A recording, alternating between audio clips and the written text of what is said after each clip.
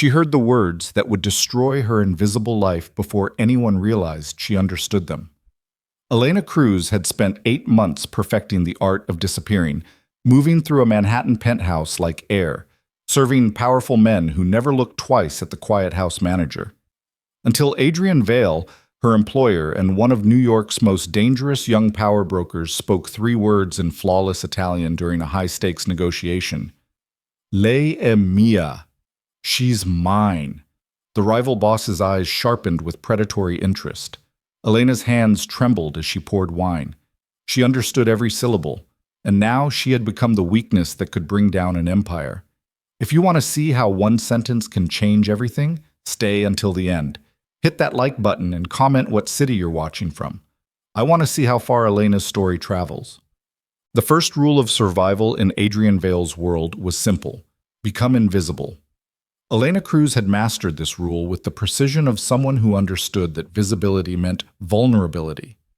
For 8 months, she had moved through the sprawling Manhattan penthouse like a shadow, present but unnoticed, efficient but unmemorable. She knew which mornings Adrian took his coffee black and which nights he preferred bourbon instead of scotch. She knew the exact temperature he liked the study maintained at, knew which shirts he favored for business meetings versus the ones he wore when meeting associates whose names never appeared in legitimate databases. What she didn't know, what she had deliberately chosen not to know, was the true nature of the business that afforded such meticulous luxury. The penthouse occupied the top 3 floors of a building in Tribeca, all steel and glass and carefully curated art that cost more than most people earned in a lifetime. Elena had grown up in a 4th-floor walk-up in Washington Heights, where the radiator clanged through winter nights and the neighbors' arguments bled through paper-thin walls. She understood the distance between those 2 worlds measured more than just miles uptown.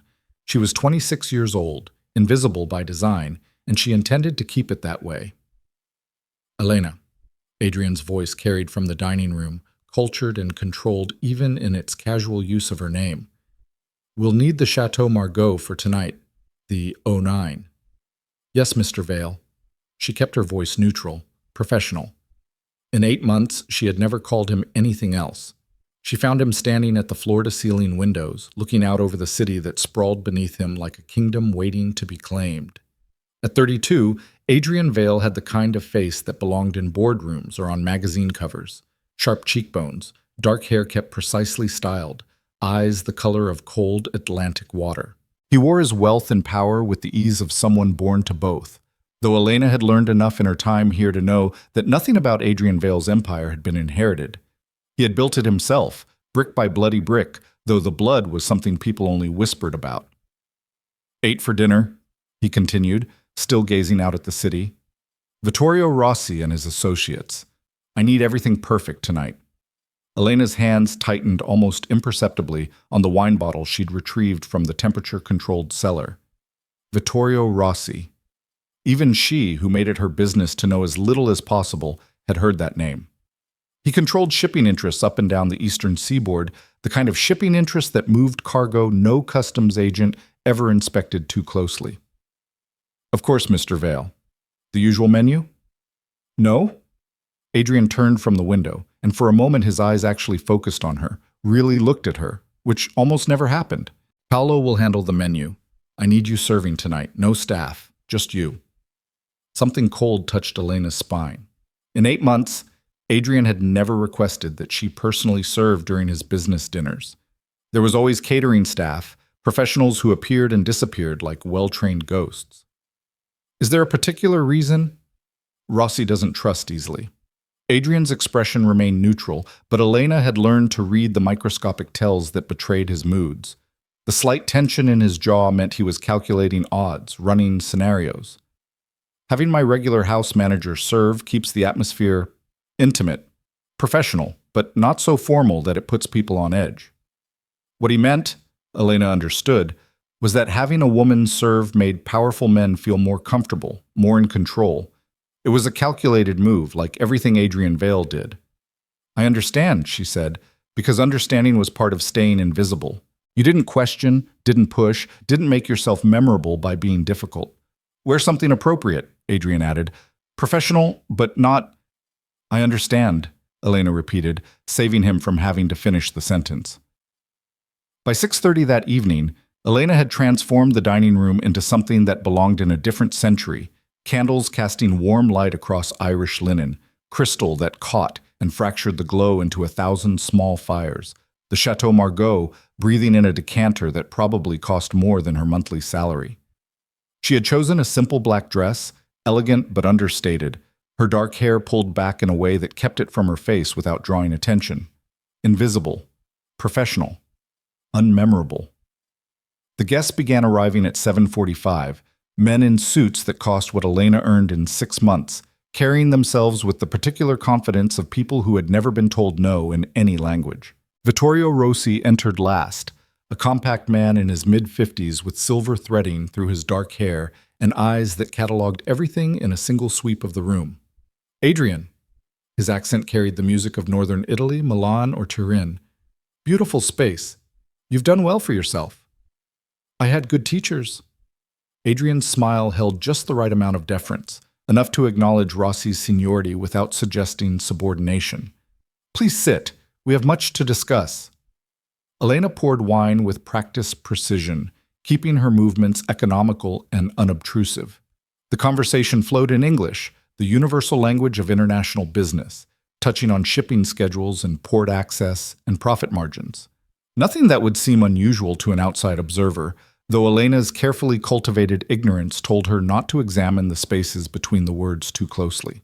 The Colombians are becoming difficult, one of Rossi's associates said, a younger man with slicked back hair and restless hands. They want a larger percentage. Then we remind them what percentages they're entitled to, Adrian replied smoothly. We've been generous. Generosity has limits. Rossi sipped his wine, his expression thoughtful. You're young to be talking about limits, Adrian. Young men sometimes mistake confidence for wisdom. The temperature in the room dropped by several degrees, though nothing visible changed.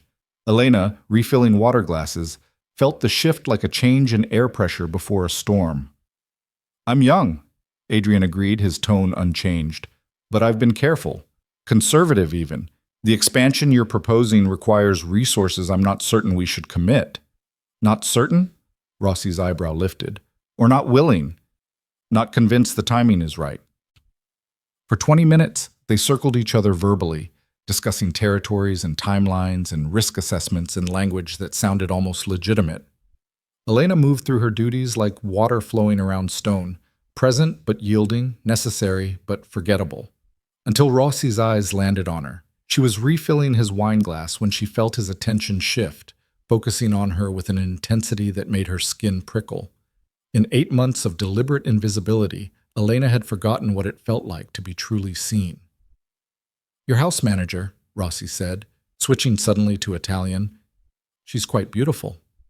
The words hung in the air like smoke. Elena's hand remained perfectly steady on the wine bottle, her expression unchanged. She had grown up in a neighborhood where half the family spoke Spanish at home and the other half spoke everything else: Italian, Portuguese, Polish, Arabic. Her own grandmother had spoken Italian, had taught Elena the language alongside the recipes for ossobuco and risotto alla Milanese. She understood every word Rossi had said, and she saw Adrian's jaw tighten almost imperceptibly. She's efficient, Adrian replied in English, deflecting, which is what I require. But Rossi smiled, the expression of a man who had just discovered something interesting. He continued in Italian, his tone carrying that particular masculine appraisal that made Elena's stomach turn. Efficient, yes, but also quite striking. Those eyes. Where did you find her? Elena kept her face carefully neutral, continued pouring wine for the other guests. This was nothing new. Powerful men had been commenting on women's appearances since the beginning of time. The smart response was to ignore it, to remain invisible, to let it roll past without reaction.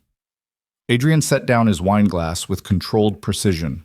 When he spoke, it was in Italian, so flawless it could have come from a Roman nobleman's lips. Lei è mia. She's mine. The room froze. Every conversation stopped. Rossi's eyes sharpened with sudden predatory interest.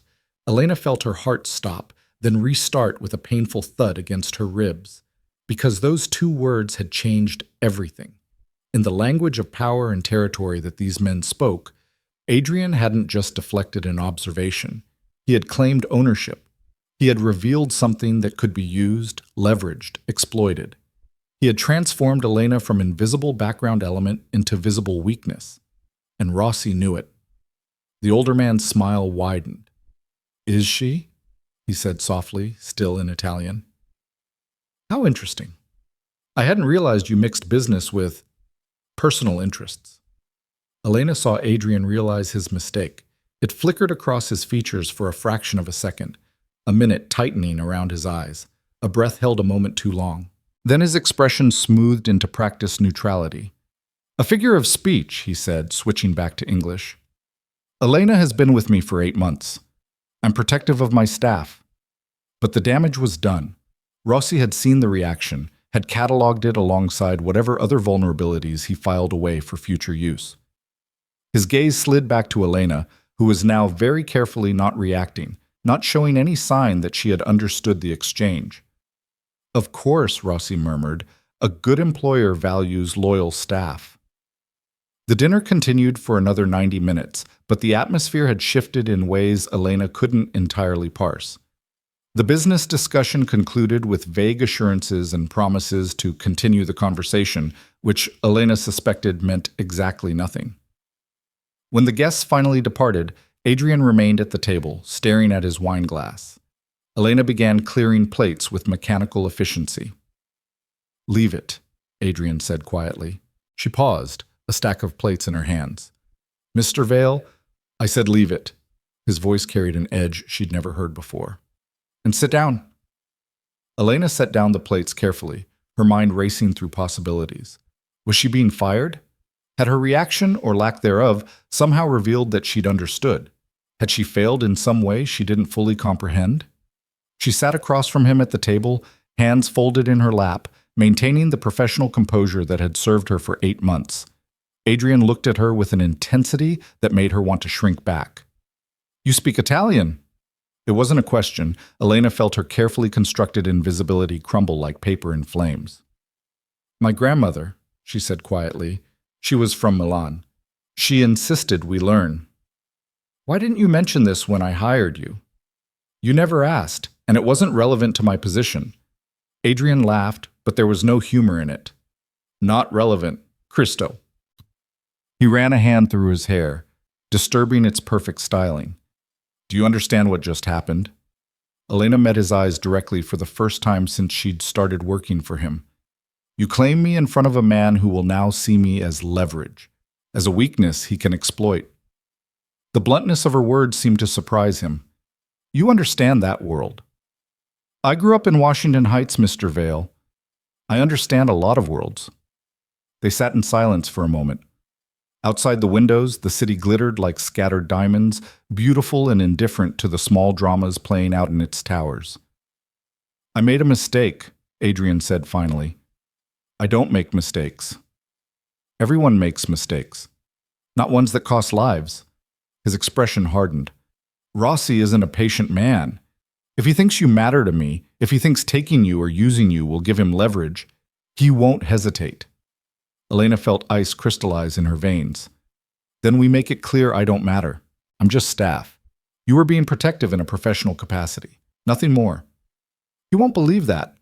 Not after my reaction." Adrian stood, began pacing like a caged predator. "He saw something real. I revealed something real." "Did you?" Elena asked carefully. Adrian stopped pacing, turned to look at her. In the candlelight, his features seemed younger somehow, less controlled. "I don't know," he admitted. "I saw him looking at you like you were something he could take, and I reacted. I didn't think. I just—" He didn't finish the sentence. Elena's mind raced through scenarios, possibilities, exits. She could quit, disappear back into the vast anonymity of the city, find another job, another life, another carefully constructed existence. But if Rossi had really marked her as important to Adrian Vale, quitting might not matter, might even make things worse. "What do we do?" she asked. The "we" seemed to register with Adrian. His expression shifted, calculation returning to his features. "Tomorrow, I'll make it clear to my contacts that you're strictly professional staff, that my reaction was about protecting an employee, nothing more. With time, Rossi will forget about it.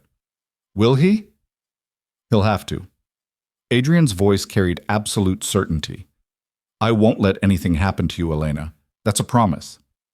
It was the first time he'd used her first name outside of giving her instructions. The intimacy of it settled between them like unexpected weight. I don't need protection, Mr. Vale. I need employment. I have responsibilities. What responsibilities? Elena hesitated. This was information, and information in this world was currency. But something about the night, about the way her invisibility had already been shattered, made honesty seem like the only option left. A younger brother, Danny. He's 16, lives with our aunt in Washington Heights. I send money home every week. He's smart, really smart, and I'm saving to help him get to college. Adrian's expression softened almost imperceptibly. Your parents? Dead. Car accident when I was 22. I've been responsible for Danny ever since. And your aunt? She does her best, but she's 67 and works 2 jobs. I help where I can. Adrian nodded slowly, processing this information with the same careful attention he probably gave to business intelligence. You won't lose this job, Elena, not because of my mistake. I'll make sure of it. With respect, Mr. Vale, you can't make that promise. Not if Rossi decides I'm useful. Then I'll make sure Rossi decides you're not useful. Adrian's voice hardened into something that reminded Elena exactly who she was talking to. I protect what's mine, even when I shouldn't have claimed it in the first place. The words echoed his earlier declaration, but this time they carried different weight. This time they sounded almost like an apology. Elena stood, smoothing her dress. Should I prepare the guest room, in case you need me to stay here for safety? No. Adrian's response was immediate. Going home, maintaining your normal routine, that's important. We don't change patterns. We don't act like anything significant happened. Understood. Elena moved toward the kitchen, then paused. Mr. Vale, that mistake you made tonight, don't make it again, not for me. Why not? Because I'm not worth dying over, and I suspect in your world, that's what mistakes cost. She left him standing in the dining room, surrounded by the debris of the evening's entertainment, and went to finish clearing the dishes.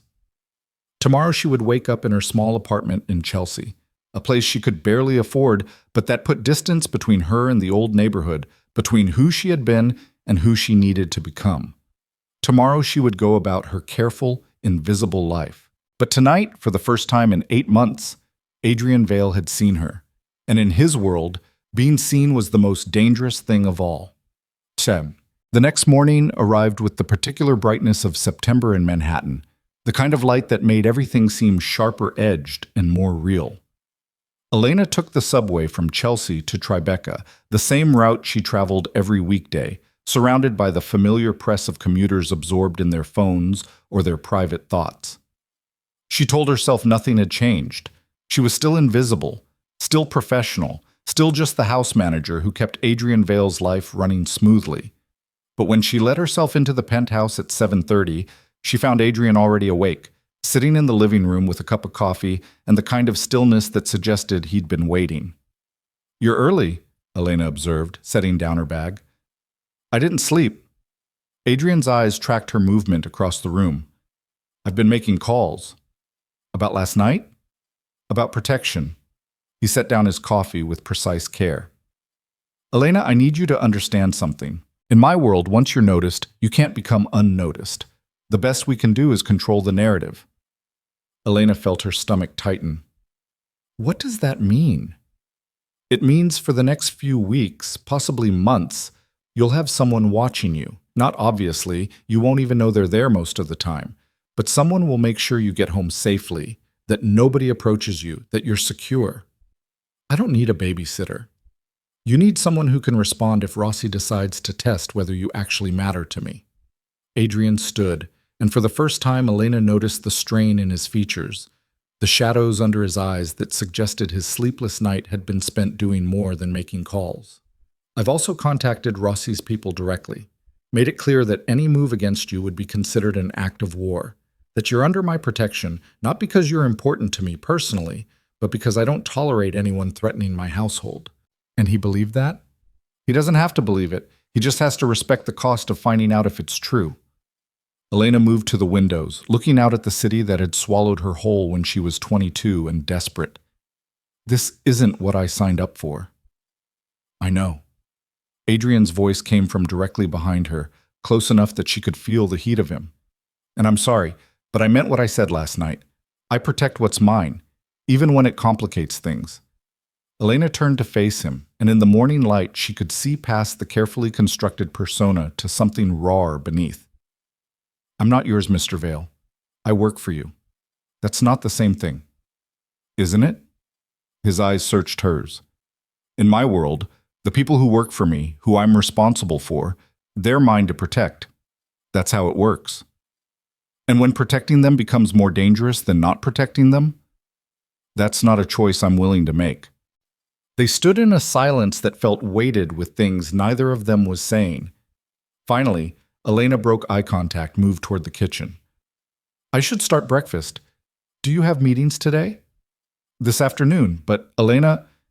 He waited until she turned back.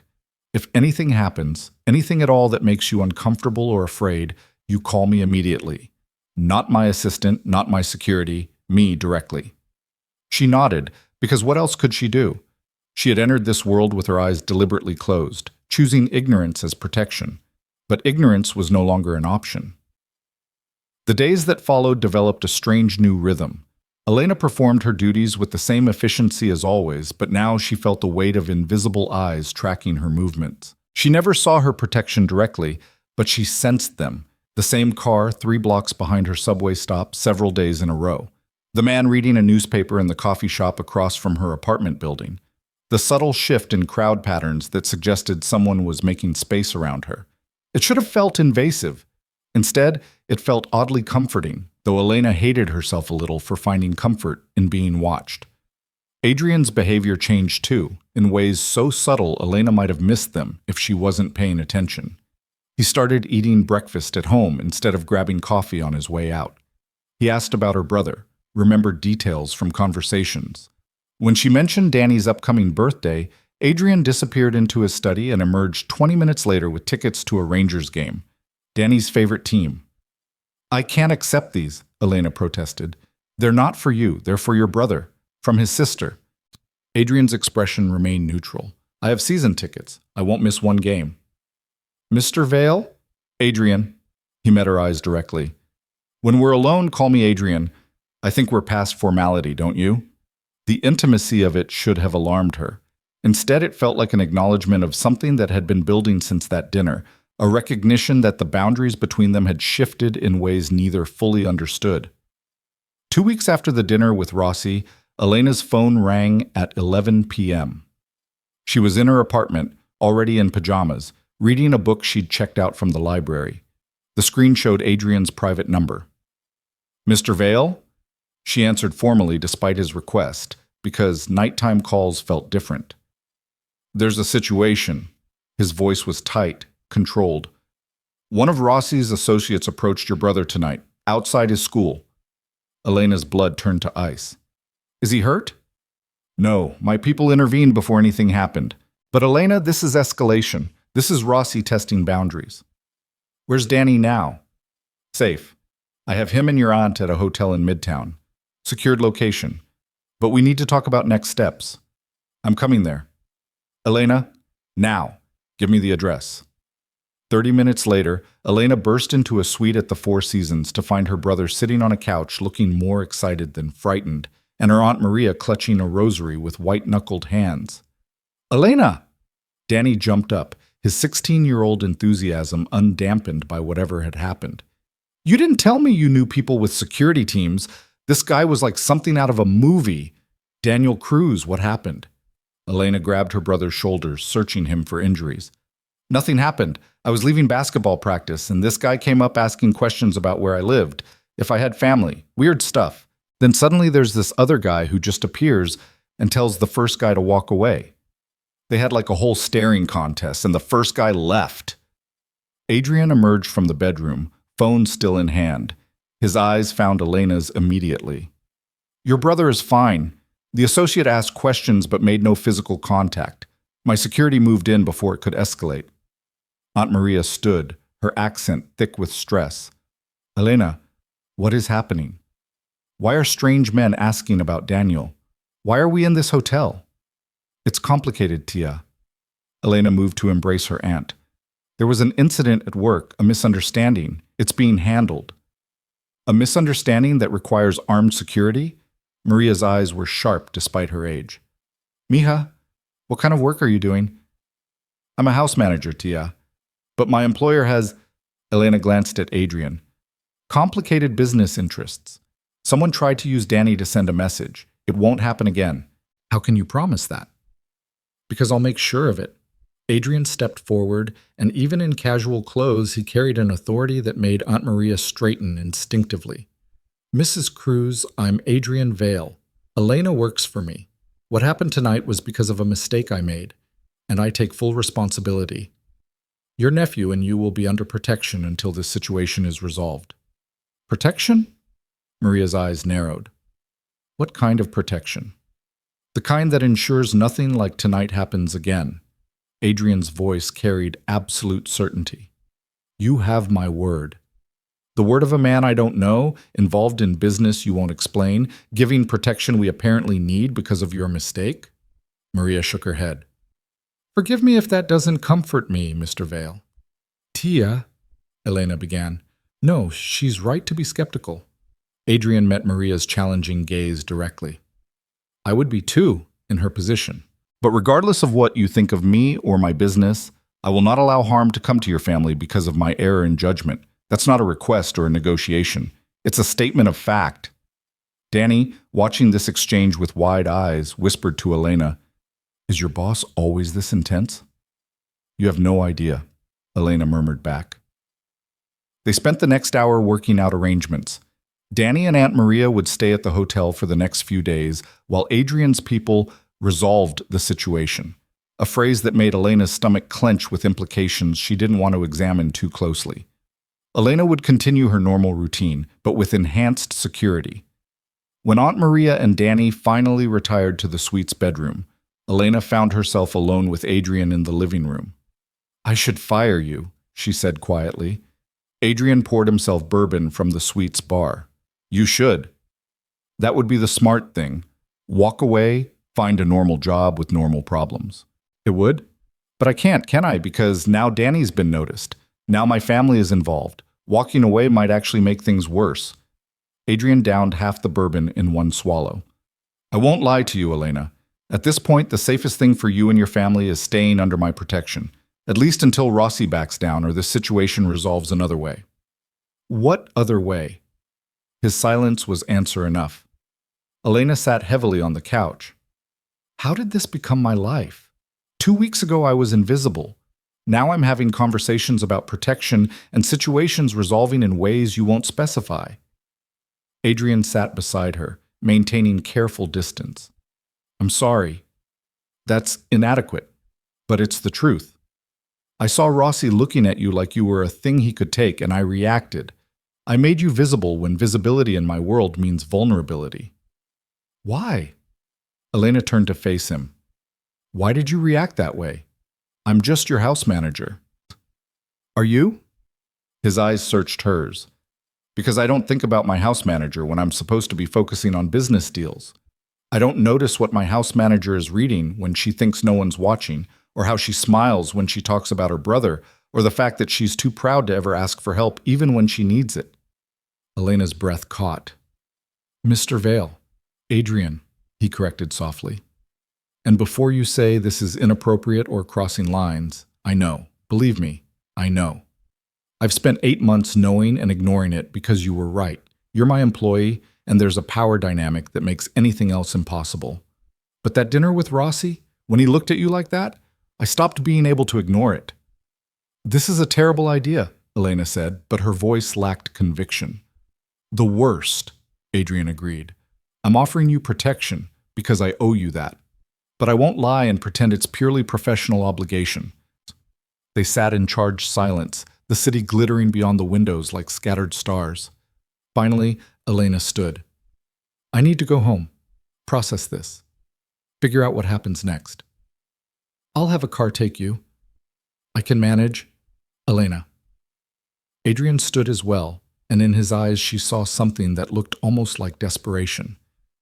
Please, let me do this one thing. Let me make sure you get home safely. She nodded because fighting seemed pointless when everything had already changed. The car ride home was silent, the driver professional and discreet. When they pulled up outside her building, Elena noticed the man in the shadows across the street, her protection, no longer invisible now that she knew to look for him. She climbed the stairs to her third-floor apartment, unlocked the door, and stood in the quiet darkness of her small living room. Everything looked the same. Her thrift store furniture, her library books stacked on the coffee table, the framed photo of her parents on the mantel. But she felt fundamentally altered, like a photograph with the contrast adjusted just enough to make familiar things strange. Her phone buzzed. A text from Adrian. Get some sleep. Tomorrow we figure out the next step. Elena typed back. We? The response came immediately. Yes, we. You're not alone in this anymore. She set down the phone, moved to the window. Across the street, her protection shifted position, maintaining his watch. For 8 months, Elena had survived by being invisible, by moving through a dangerous world without leaving traces. But invisibility had its own cost, the loneliness of never being truly seen, never mattering enough to register. Adrian Vale had seen her, had claimed her, protected her, complicated her life in ways she was still processing.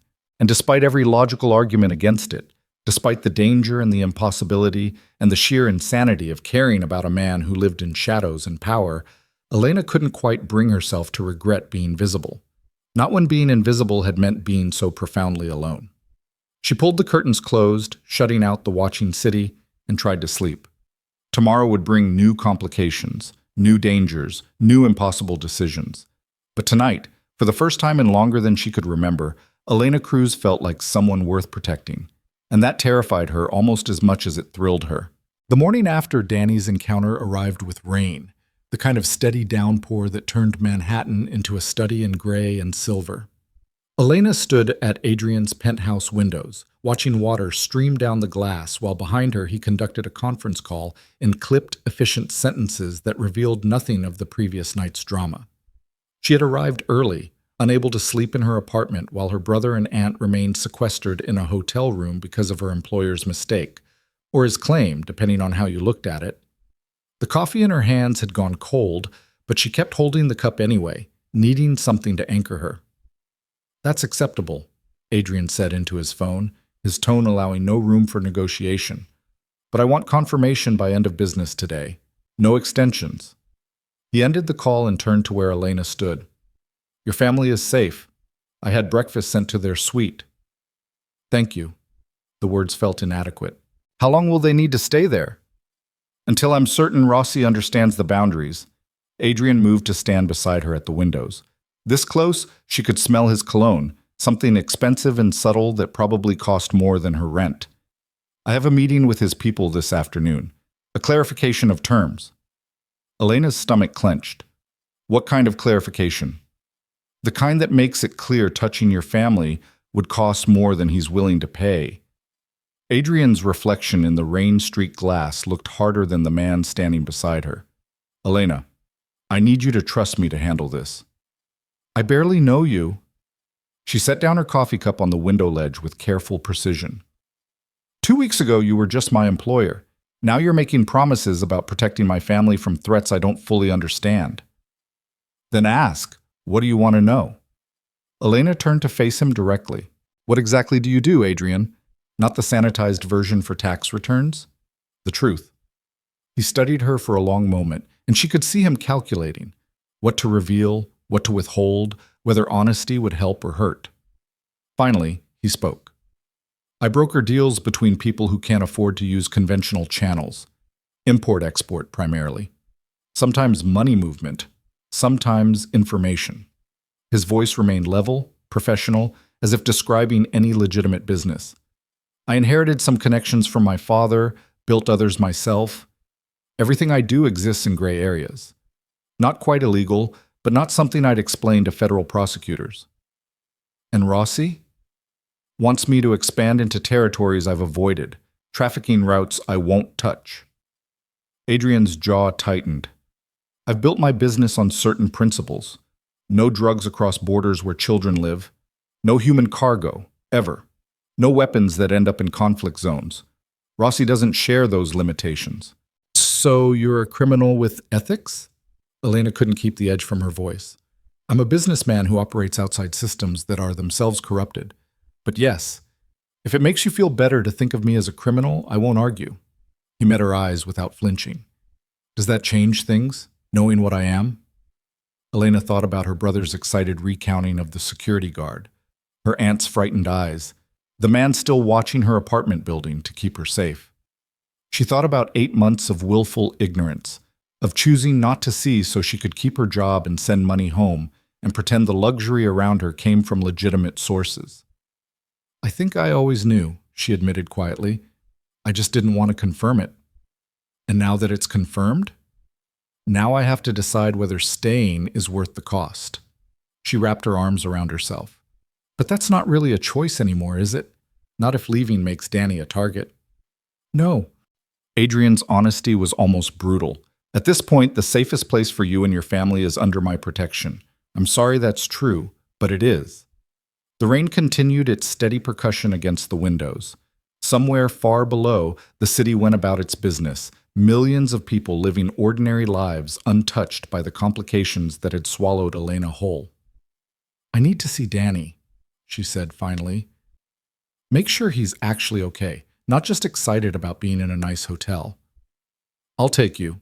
Adrian pulled out his phone. I'll have the car brought around. You don't need to... Elena. He looked at her with an expression she couldn't quite read.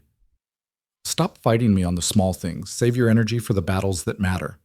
20 minutes later, they sat in the back of Adrian's car, rain drumming on the roof as they navigated midtown traffic. Elena watched him check his phone, fire off responses to messages, the familiar rhythm of someone for whom business never stopped. But every few minutes, his eyes would flick to her, as if making sure she was still there. Tell me about Danny, he said suddenly, tucking his phone away. Not just the facts you mentioned before. What's he like? The question surprised her. Why do you want to know? Because he's important to you. That makes him important to understand. Elena considered deflecting, but something about the confines of the car, the rain creating a bubble of privacy, made honesty seem easier. He's brilliant, she said. Not just smart, actually brilliant. He tested into Bronx science, gets straight A's without really trying, wants to study engineering, maybe architecture. He draws these incredible building designs in the margins of his notebooks. She smiled despite everything. After our parents died, he could have gone dark, gotten angry, fallen in with the wrong people. But he didn't. He just worked harder, like proving he could succeed was the best way to honor them. That kind of resilience doesn't come from nowhere, Adrian observed. He learned it from you. I just did what needed doing. Exactly. Adrian's gaze was steady. Most 22-year-olds wouldn't take on raising a 12-year-old brother. They'd find reasons why someone else should handle it. But you didn't hesitate, did you? Elena looked away, uncomfortable with the admiration in his voice. He's my brother. Family doesn't get a choice. Family always has a choice. You chose responsibility over your own life. I have a life. Do you? The question was gentle but pointed. Or do you have a carefully constructed routine designed to support your brother's future at the expense of your own? Before Elena could respond, the car pulled up outside the Four Seasons. They rode the elevator in silence, Adrian maintaining a professional distance that somehow felt more intimate than touching would have been. Danny threw open the suite door before Elena could knock. You brought your boss! Mr. Vale wanted to check on you personally, Elena said, shooting Adrian a look that clearly communicated he should have warned her. But Adrian just extended his hand to Danny. You can call me Adrian. I'm sorry about last night. That shouldn't have happened. Are you kidding? That was the most exciting thing that's ever happened to me. Danny's eyes shone with teenage enthusiasm. Your security guy was like a ninja. One second he wasn't there, the next second he was between me and that other guy, and he didn't even raise his voice, but the other guy just left. Daniel, Aunt Maria emerged from the bedroom, fully dressed despite the early hour. Manners. Let them in before you talk their ears off. They entered the suite, and Elena watched her aunt assess Adrian with the sharp eye of someone who had raised 3 children and couldn't be charmed easily. Maria was small but formidable, her gray hair pulled back in a neat bun, her expression giving away nothing. Mrs. Cruz? Adrian inclined his head respectfully. I hope the accommodations are comfortable. They're lovely. Excessive, but lovely. Maria's accent thickened slightly, the way it always did when she was being particularly careful with her words. I appreciate your protection, Mr. Vale, but I don't appreciate my family being put in danger. Tia, Elena started. No, mija, let me speak. Maria turned her full attention to Adrian. My niece is a good girl. Responsible, hard-working, never asks for trouble. But trouble has found her anyway because of your world. So before I thank you for protecting us, I need to know what you're going to do to make sure we don't need protecting anymore. Adrian didn't flinch from her directness. I'm meeting with the man responsible this afternoon. I'll make it clear that your family is completely off limits, that any further approach will be considered an act of war against me personally. And if he doesn't listen, then I'll make sure he can't act on it. Adrian's voice remained calm, but Elena heard the steel beneath the words. I made a mistake that put Elena in this position. I take full responsibility for that, but I won't allow that mistake to harm her or anyone she cares about. Maria studied him for a long moment. You have feelings for my niece. It wasn't a question. Elena felt her face heat, but Adrian just nodded once. I do. Though I didn't fully realize it until I saw someone else looking at her as something they could take. And what does Elena feel about this? I can speak for myself, Tia, Elena interjected, her voice sharper than intended. Then speak, mija. Maria's expression softened slightly. Because I see how you look at him, too. Elena felt 3 pairs of eyes on her. Her aunt's knowing, Danny's curious, Adrian's carefully neutral. The weight of the moment pressed down on her, demanding honesty she wasn't sure she was ready to give. I don't know what I feel, she said finally. 2 weeks ago, none of this existed. Now everything's complicated, and I can't tell what's real and what's just adrenaline and proximity. That's fair, Adrian said quietly. But Elena, whatever you're feeling or not feeling, it doesn't change my obligation to keep you safe. That's not contingent on reciprocation. Danny, who had been following this exchange like a tennis match, suddenly spoke up. Wait, are you guys together? No, Elena said quickly. Not yet, Adrian said at the same time. Their eyes met. Something electric passed between them. This is better than a telenovela, Danny muttered. Daniel, go to your room, Maria instructed. The adults need to talk. I'm 16, Tia. I'm practically an adult.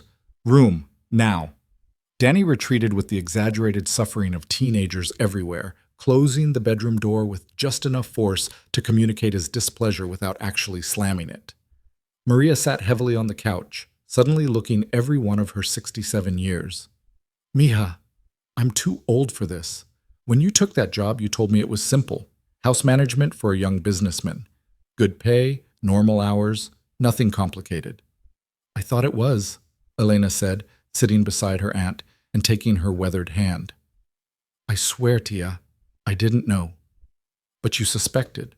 Maria's grip tightened. Be honest. You suspected, and you took the job anyway because the money was too good, because you wanted to help Danny, because you thought you could stay invisible. Elena couldn't argue because it was true, every word of it. I'll resign, she said, looking at Adrian. Today. We'll figure out another way to keep Danny safe while I find new work. Something completely normal and boring. No. Adrian's response was immediate. Elena, resigning doesn't make you safer at this point. It just removes you from the protection I can provide. So I'm trapped? Is that what you're saying? I'm saying the world doesn't work the way we wish it would. I'm saying sometimes there's no good choice, only less bad ones. He moved to sit across from them, his posture open and unthreatening. Mrs. Cruz, I understand your concern for Elena. If I were in your position, I'd hate me too. But I need you to understand something. I will not let harm come to her or to your family. Not because it's good business, not because it salves my conscience, but because I care about her more than is probably wise or appropriate. And when caring about her puts her in more danger, Maria challenged. Because that's what happened, isn't it? You cared, you reacted, and now she's a target. Yes. Adrian's honesty was brutal, but I can't undo that. I can only move forward in a way that minimizes risk. They sat in tense silence. Finally, Maria sighed. Elena, what do you want? Not what's safest, not what's smartest. What do you actually want? Elena looked at her aunt, then at Adrian, then out at the rain-soaked city beyond the windows. What did she want? For 8 months she'd wanted invisibility, security, enough money to help Danny build a future. Simple wants for a simple life. But something had shifted that night at dinner. When Adrian had claimed her, when he'd made her visible, he'd also made her feel something she'd forgotten was possible. The particular thrill of mattering to someone, of being worth protecting, of being seen not as a means to an end, but as an end in herself. I want to not be afraid, she said quietly. I want Danny to be safe. I want Aunt Maria to not worry. And I want... She met Adrian's eyes. I want to know if what I'm feeling is real or just a reaction to crisis. How do we figure that out? Adrian asked. Time? Distance? Normalcy. Elena stood, paced to the window. But we don't have any of those things, do we? No, Adrian admitted. Not right now. Then I guess we move forward blind and hope we don't walk off a cliff. Maria stood as well, moving to stand beside Elena. Mija, your mother, God rest her, she always said you had more courage than sense. I think she'd be proud of you right now. Terrified, but proud. Elena leaned into her aunt's embrace, drawing strength from the familiar warmth. When she pulled back, she'd made a decision. I'll stay. For now. But Adrian, I need you to promise me something. Anything. Don't make decisions for me. Don't protect me by cutting me out of information or choices. If we're in this together, then we're actually together, equal partners in figuring this out. Adrian nodded slowly. That's fair, though I reserve the right to argue when I think you're making dangerous choices. And I reserve the right to ignore you. Elena found herself almost smiling. When's this meeting with Rossi's people? 3 this afternoon. Why? Because I'm coming with you. Absolutely not. Adrian's response was immediate and forceful. Elena, that's not safe. You just promised not to make decisions for me. She crossed her arms. If this meeting is about me, about establishing boundaries around me, then I should be there. Show Rossi that I'm not some helpless thing that needs protecting, that I'm choosing to be under your protection. She has a point, Maria said, surprising them both. If these men see Elena as weak, as something to be taken, they'll keep testing. But if she shows strength, if she stands beside you as an equal, she shrugged. It changes the dynamic. Adrian looked like he wanted to argue, his jaw tight with tension, but finally he nodded. You stay beside me the entire time. You don't speak unless I indicate it's safe. And if I say we're leaving, we leave immediately. No questions. Agreed. Elena felt adrenaline spike through her system. What should I wear? Despite everything, Adrian smiled. Something that shows you're not intimidated. Professional, but not trying to blend into the background. So the opposite of invisible. Exactly the opposite of invisible. They left shortly after with promises to check on Maria and Danny again that evening. In the car, Adrian made a series of calls, his voice clipped and efficient as he confirmed meeting locations and security arrangements. Elena listened with half an ear, her mind racing through what she was about to do. Second thoughts? Adrian asked when he'd finished his calls. Hundreds of them. But I'm still going. Why?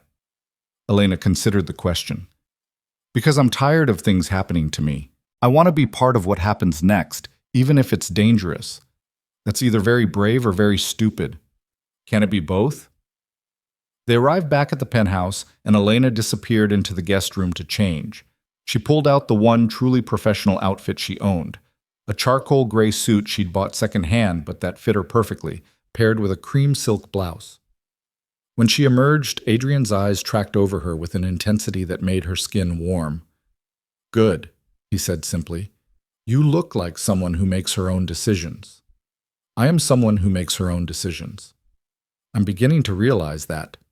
They had lunch delivered, neither of them ate much, and then it was time to leave. The meeting was taking place at a restaurant in Little Italy, neutral territory that belonged to neither Adrian nor Rossi. The rain had stopped, leaving the streets slick and gleaming. In the car, Adrian briefed her. "Rossi will bring 2 people, maybe 3. I'll have Marco with me. My head of security, you'll recognize him from the building. The conversation will be civil but direct. They'll test boundaries, try to find leverage. Your job is to look calm and confident. Let them know you're here by choice." "And if they threaten me directly?" "They won't. Not with me there. That would be an unacceptable escalation." Adrian's hand moved as if to take hers, then stopped. "Elena, if this becomes too much at any point, just say the word. We can walk out." "I won't." "I know. That's what worries me." The restaurant was old-school Italian, the kind of place where the tablecloths were white linen and the waiters had worked there for decades. They were shown to a private room in the back, where Vittorio Rossi already waited with 2 men Elena didn't recognize. Marco, Adrian's security chief, a compact man with gray at his temples and the watchful eyes of someone who missed nothing, stood by the door. Rossi's eyes found Elena immediately, and she saw the moment of surprise before his expression smoothed into practiced neutrality. "Adrian," he said, standing, "I wasn't expecting company." "Elena has a stake in this conversation. I thought her presence appropriate." Adrian pulled out a chair for her, and she sat with as much confidence as she could project. "Miss Cruz," Rossi's accent wrapped around her name, "I hope you've recovered from our last encounter." "I was never in distress, Mr. Rossi, though I appreciate your concern." Elena kept her voice level, professional. "Please, call me Vittorio." He sat, and his associates followed suit. "Adrian, you've called this meeting. I assume you have something to say." Adrian leaned back in his chair, the picture of relaxed confidence. "I want to clarify some boundaries. What happened with Elena's family was unacceptable. It won't happen again." "I don't know what you're referring to." Rossi's expression gave nothing away. "Of course you don't. But just to be clear, for any parties who might be listening, Elena Cruz and her family are under my direct protection. Any approach, any threat, any attempt at leverage through them will be considered an act of war against me personally." Adrian's voice remained conversational, but Elena heard the steel beneath. "I trust that message will reach anyone who needs to hear it." "You're very protective of your staff," Rossi observed. "Some might wonder why." "Some might wonder why you're so interested in my household arrangements." Adrian smiled, but it didn't reach his eyes. "My staff, my business, my concerns, not yours. Unless they become mine by association." "They won't." The 2 men stared at each other across the table, and Elena felt the weight of unspoken communication passing between them. This was a language she didn't fully understand, the subtle negotiation of power and territory that had nothing to do with words and everything to do with will. Finally, Rossi shifted his attention to Elena. "Miss Cruz, you understand the position you're in?" "I understand that Mr. Vale employs me, that he values my work, and that he extends his protection to all his employees." Elena met his gaze directly. "I also understand that I'm here by choice, not by coercion." "Choice," Rossi savored the word. Such an interesting concept. We all think we have choices until we realize how limited they actually are. "Some of us have more choices than others," Elena replied. "But we all decide how we respond to our circumstances." One of Rossi's associates leaned forward.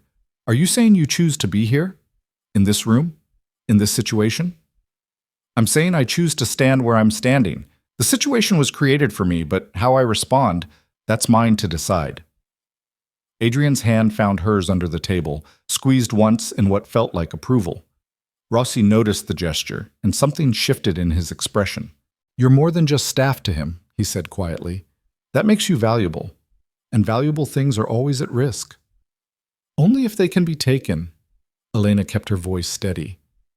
"I'm not a thing, Mr. Rossi. I'm a person making conscious choices. That makes me harder to use as leverage than you might think. Rossi laughed, genuine amusement lighting his features. Adrian, where did you find her? She has spine. She came to me. I was smart enough to hire her. Adrian's thumb moved against Elena's palm, a small gesture of connection. And smart enough to know what I have. Then I suggest you protect it better than you have been. Rossi stood, and his associates rose with him. We understand each other, Adrian. Your household is your own concern, but the business proposal on the table, that remains open. Think carefully about refusing. I've thought carefully. The answer remains no. Then we have nothing more to discuss. Rossi inclined his head to Elena. Miss Cruz, it's been enlightening meeting you. I suspect we'll encounter each other again. I hope not, Elena said honestly. So do I, for your sake. Rossi moved toward the door, then paused. Adrian, a word of advice from someone older. Be certain what you're protecting is worth the cost. Sometimes our hearts make promises our positions can't keep. Then he was gone, his associates trailing behind him like shadows. The room felt suddenly larger in their absence. Elena realized she was still holding Adrian's hand under the table, her grip tight enough to hurt. She forced herself to relax. Did we just make things better or worse? She asked. Better, I think. Adrian released her hand slowly, as if reluctant to break contact. He understands the boundaries now. Whether he respects them is another question, but at least they're clear. He called me valuable. You are valuable. As leverage, as a weakness in your armor. Elena stood, suddenly needing to move. That's what I am to him. That's what he wants you to be afraid of being. Adrian stood as well, moving to face her. But you just proved you're more than that. You stood your ground. You made it clear you're here by choice. That undermines his ability to use you. Does it? Because from where I'm standing, I just painted an even bigger target on myself. Maybe. Adrian's honesty was brutal. But you also showed strength. In this world, strength is the best protection there is. They left the restaurant in silence, Marco falling into step behind them. The afternoon sun had broken through the clouds, turning the wet streets into mirrors. Elena felt exhausted, adrenaline draining from her system and leaving her shaky. In the car, she closed her eyes and leaned her head back against the seat. You did well in there, Adrian said quietly. I was terrified. I know, that's what made it impressive. She felt him shift beside her. Elena, I know this isn't what you signed up for. I know every day you stay makes things more complicated. If you want out, I'll find a way to keep you safe while… Stop. Elena opened her eyes, turned to look at him. Stop giving me exits. I'm here. I've made that choice. Let me make it without you second-guessing. I'm trying to be fair to you. Then be fair by trusting me to know my own mind. She held his gaze. I'm choosing this, Adrian, choosing you, choosing this situation, choosing to see where this goes. Stop trying to protect me from my own decisions. Something in his expression shifted, softened. All right, no more exits. No more exits. They arrived back at the penthouse as evening began to settle over the city. Elena should have gone home, should have checked on Danny and her aunt, should have put distance between herself and the intensity of the afternoon. Instead, she found herself following Adrian inside, neither of them speaking about the choice. He poured them both bourbon, and they stood at the windows watching the city light up as darkness fell. What happens now? Elena asked.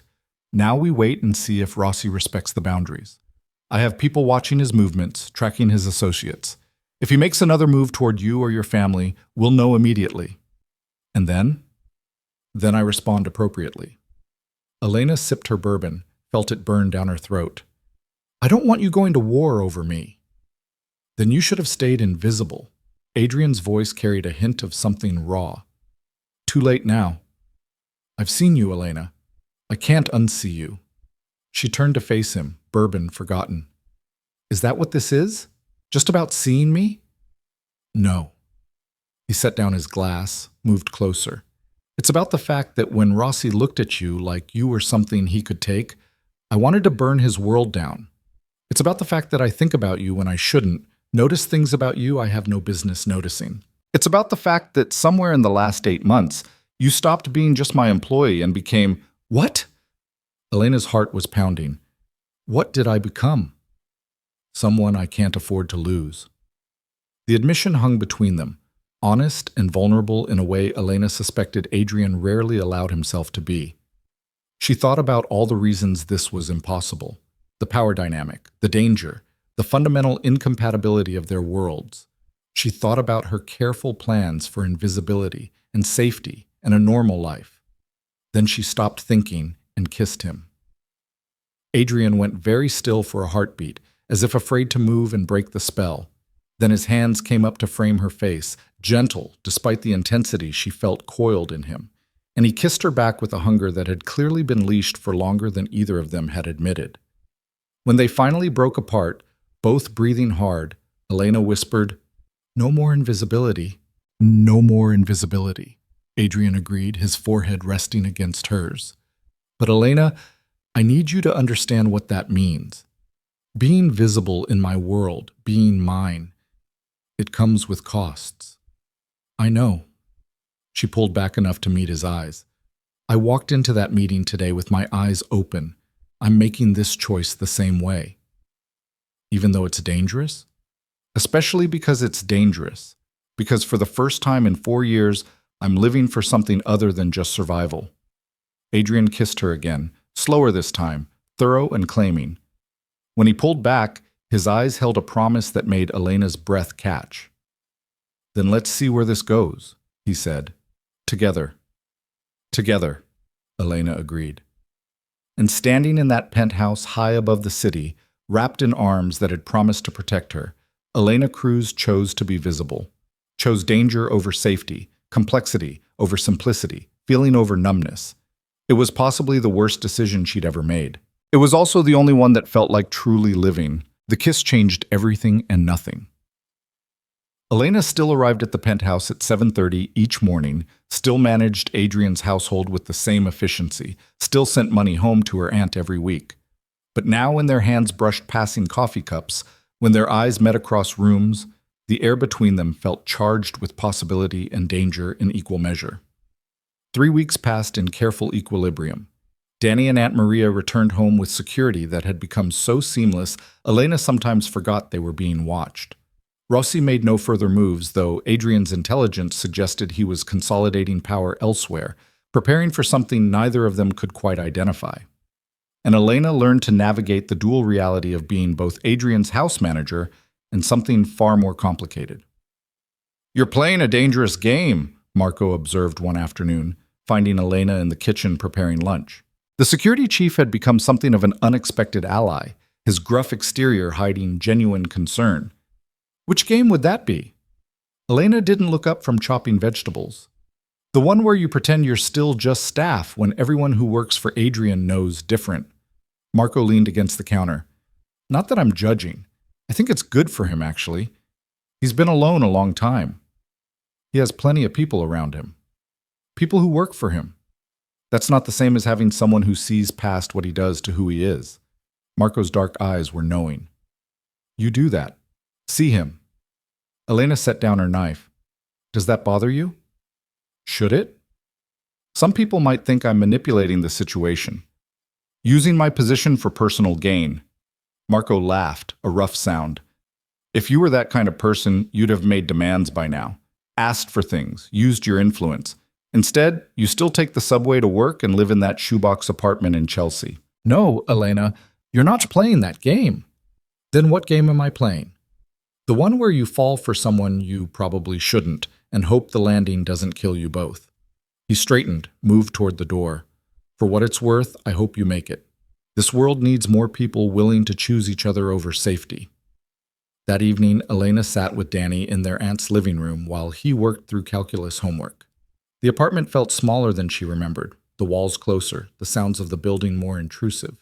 She had been away from this life for only 8 months, but already it felt like something from a different existence. "You're different," Danny observed, not looking up from his equations. "How so?" "I don't know. Lighter, maybe? Like you're not carrying everything alone anymore." He glanced at her then, his eyes too knowing for 16. Does it have to do with your boss? Elena felt her face heat. What makes you say that?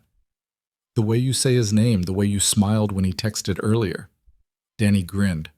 I'm not blind, Elena. And I'm not 12 anymore. You can tell me stuff, you know. It's complicated. Everything worth doing is complicated. Mom used to say that. His expression sobered at the mention of their mother. She also said you deserved to be happy, that you gave up too much when they died. I didn't give up anything. I chose you. That's not sacrifice, that's family. But what about now? What about choosing something for yourself? Danny closed his textbook. I'm going to be fine, Elena. I've got my scholarship applications ready. I'm doing well in school. Tia Maria has me figured out.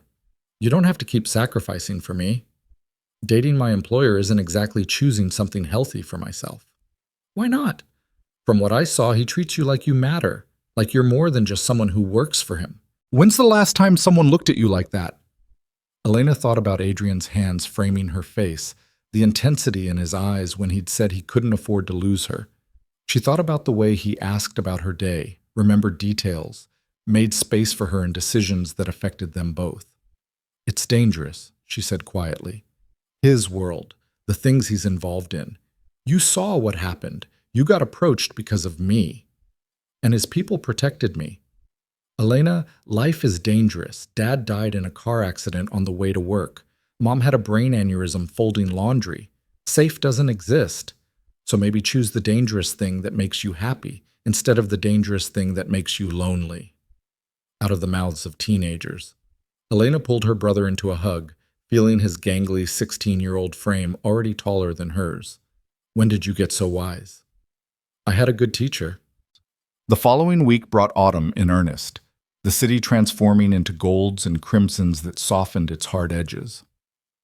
Elena was sorting through Adrian's mail when her phone rang, an unknown number with a local area code. Miss Cruz? The voice was smooth, professionally neutral. This is Dr. Reeves from Columbia Presbyterian. I'm calling about Daniel Cruz. You're listed as his emergency contact. Elena's world tilted. What happened? Is he okay? He collapsed during basketball practice. We're running tests now, but his symptoms suggest a cardiac event. How quickly can you get here? The phone slipped from Elena's nerveless fingers.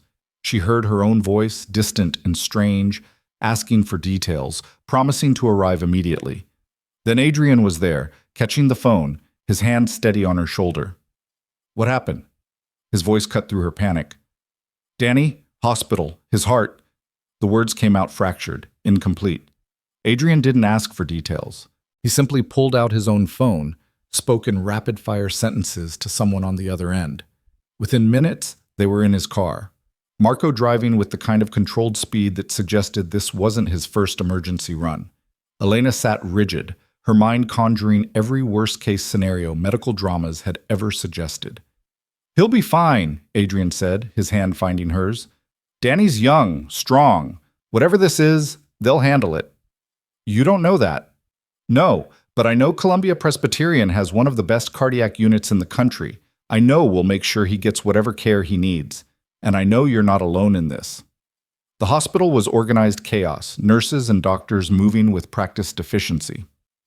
Elena gave information to admissions staff with mechanical precision, her training in crisis management taking over where emotion threatened to overwhelm. Then they were waiting, trapped in that particular purgatory of hospital corridors where time moved differently. Dr. Reeves found them an hour later, a woman in her 40s with kind eyes and the competent air of someone who delivered both good and terrible news regularly. Miss Cruz, your brother is stable. We've run a full cardiac workup, and I need to discuss the results with you. Elena stood, her legs unsteady. Adrian rose with her, his presence solid beside her. This is Adrian Vale, Elena said. What was he? Employer seemed inadequate, boyfriend premature, partner presumptuous. He's with me. Dr. Reeves nodded and led them to a consultation room. The X-rays on the light board might as well have been abstract art for all Elena could interpret them. Daniel has a congenital heart defect, Dr. Reeves began. Specifically, hypertrophic cardiomyopathy. The walls of his heart muscle are abnormally thick, which can cause arrhythmias and, in severe cases, Sudden cardiac arrest. The words hit Elena like physical blows. He's 16. He plays basketball. How many people with this condition live normal lives, completely unaware they have it. But physical exertion can trigger dangerous arrhythmias. The collapse today was a warning sign we can't ignore. What's the treatment? Adrian's voice was steady, cutting through Elena's rising panic. Surgery. An implantable cardioverter defibrillator which will monitor his heart rhythm and deliver electrical shocks if it detects dangerous patterns. Long term, if the condition worsens, he might need a heart transplant, but let's focus on immediate stabilization first. The ICD surgery, when can you do it? Elena forced herself to focus, to think past the fear. Ideally within the next week, but Miss Cruz, I need to be frank with you about costs. Even with insurance, the procedure and follow-up care will be substantial. We have financing options. Cost isn't a concern. Adrian's voice cut across the doctor's explanation. Whatever Daniel needs, whatever the best care available is, make it happen. Dr. Reeves looked between them. Mr. Vale, the total cost could exceed $300,000 depending on complications and recovery. I understand. Bill me directly. Adrian pulled out his phone, already typing. I'll have my assistant send over insurance information and payment guarantees within the hour. Elena's mind reeled. $300,000, more than she made in 5 years, more than she could save in a lifetime. And Adrian had just committed to it without hesitation, without even looking at her for permission or gratitude. I need to see him, she said, her voice barely above a whisper. Dr. Reeves nodded. Of course. He's awake and asking for you. But Miss Cruz, please don't upset him. He needs to stay calm. They followed the doctor through corridors that smelled of antiseptic and fear. Danny looked impossibly young in the hospital bed, wires and monitors turning him into something fragile and breakable. His eyes found Elena immediately. Before you freak out, I'm fine, he said, his voice steady despite the circumstances. The doctor said it's manageable.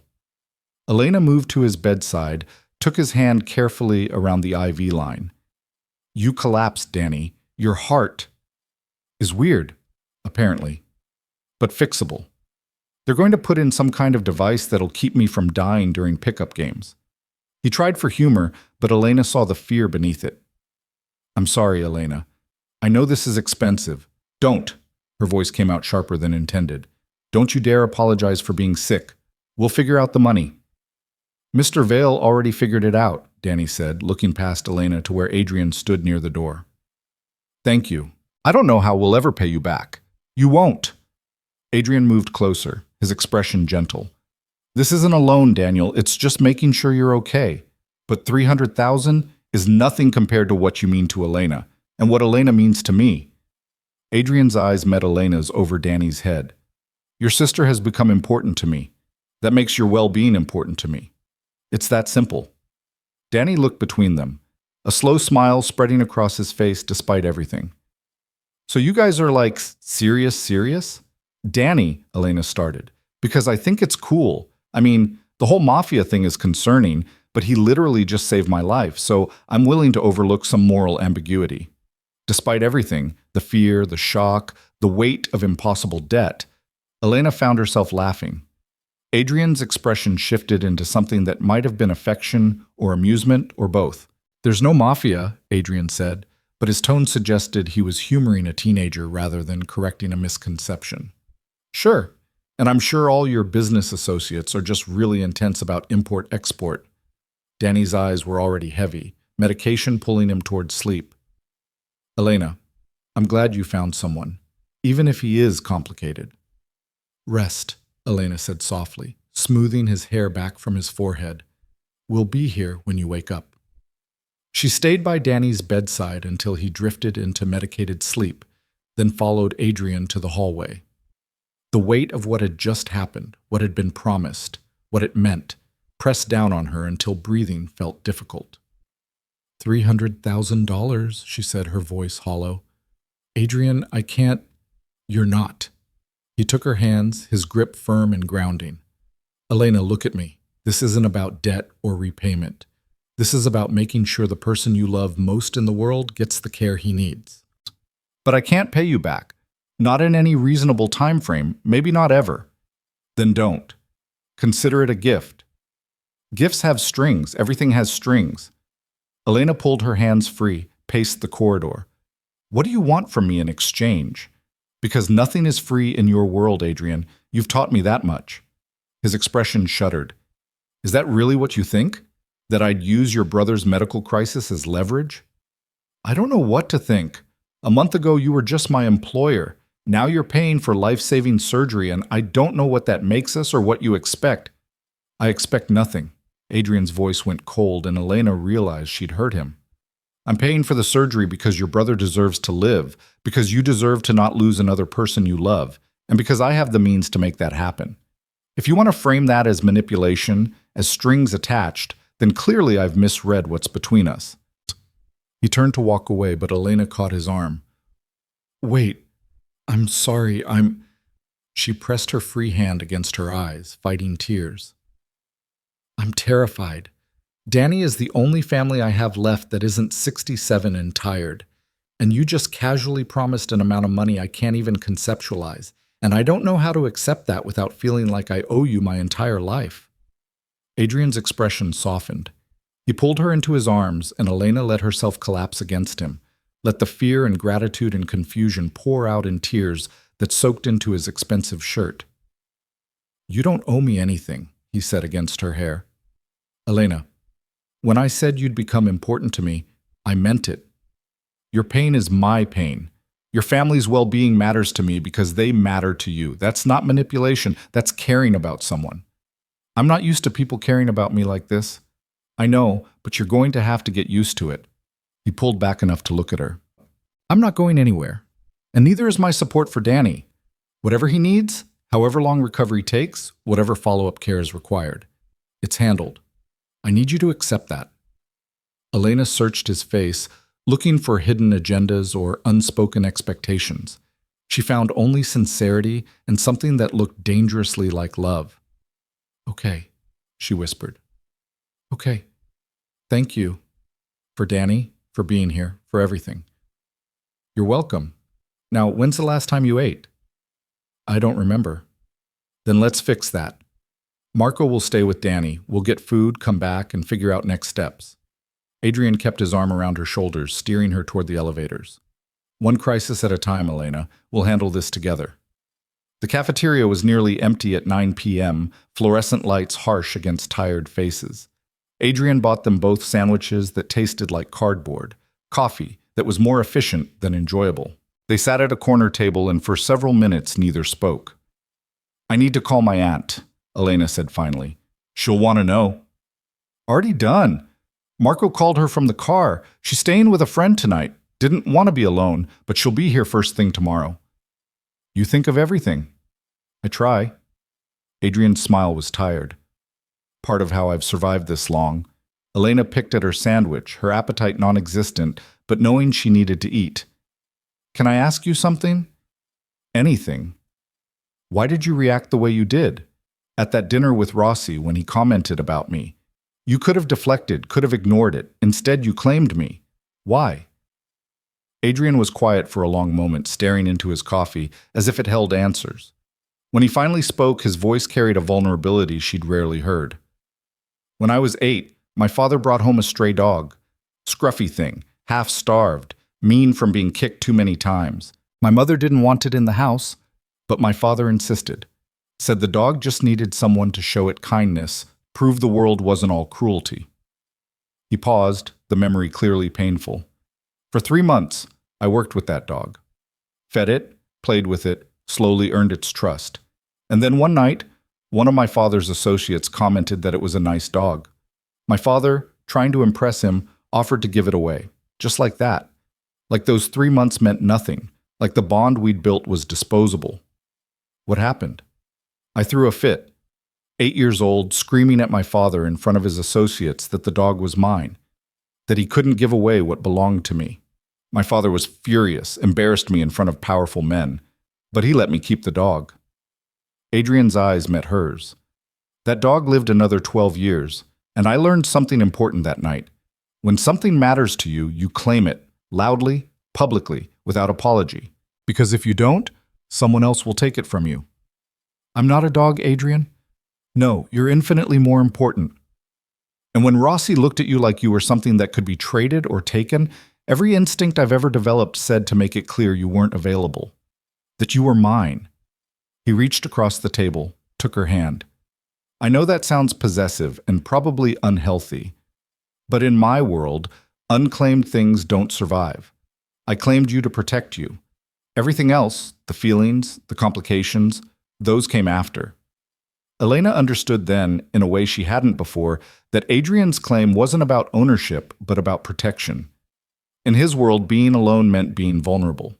Being claimed meant being defended. And now? She asked. Now that the feelings and complications exist, where does that leave us? That depends on you, on what you want this to be. Elena thought about Danny in his hospital bed, about Aunt Maria's worried eyes, about the security following her everywhere, about $300,000 promised without hesitation. She thought about the way Adrian looked at her, like she was worth protecting, worth fighting for, worth claiming publicly in rooms full of dangerous men. I want to try, she said finally. Whatever this is, whatever it becomes, I want to see it through. Even knowing it's dangerous, that my world will keep putting you at risk? Especially knowing that, because the alternative is going back to invisible, and I don't think I can do that anymore. You've ruined me for invisibility, Adrian Vale. His smile was genuine, reaching his eyes in a way that transformed his face. Then we try. Together. No more holding back, no more pretending this is just employer and employee. What do we tell people?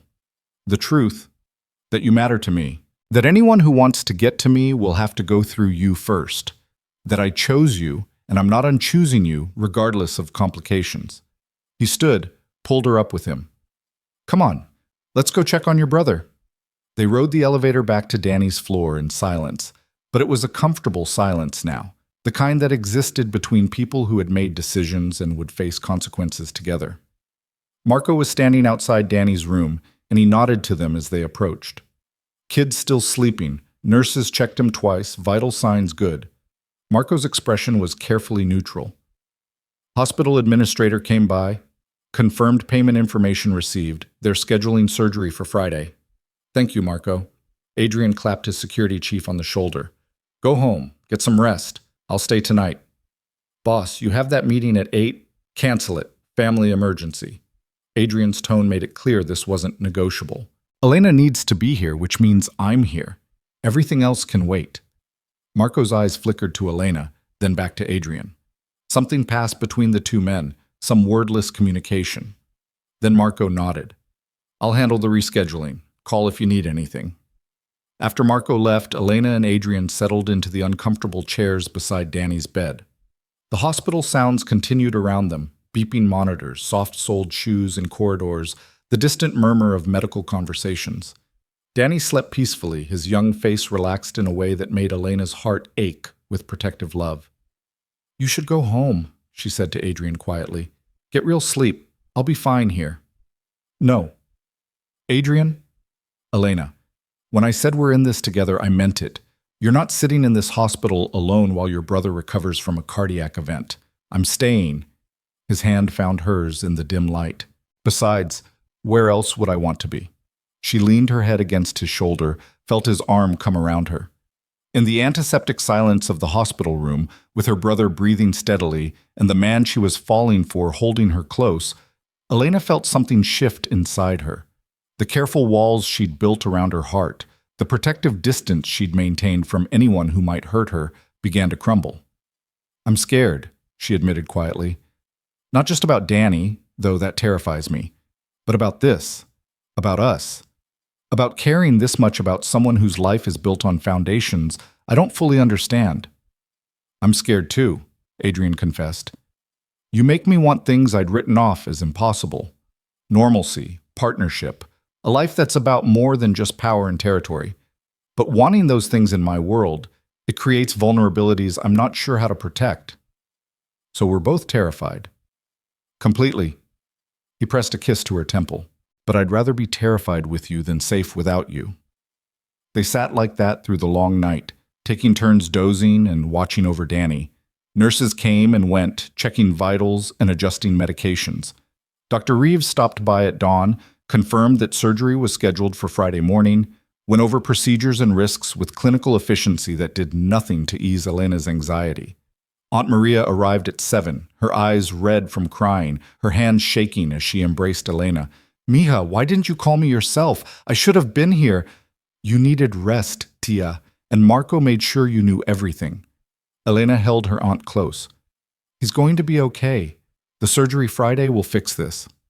Maria pulled back, looked at Adrian with an expression Elena couldn't quite read. "You're paying for the surgery." "Yes, ma'am." "That's too much. We can't accept—" "With respect, Mrs. Cruz, you can and you will." Adrian's voice was gentle but firm. "Elena is important to me. Daniel is important to her. Therefore, Daniel's well-being is important to me. It's not charity. It's taking care of family." "Family?" Maria repeated the word slowly. "You consider my niece family?" "I'm trying to earn the right to, yes."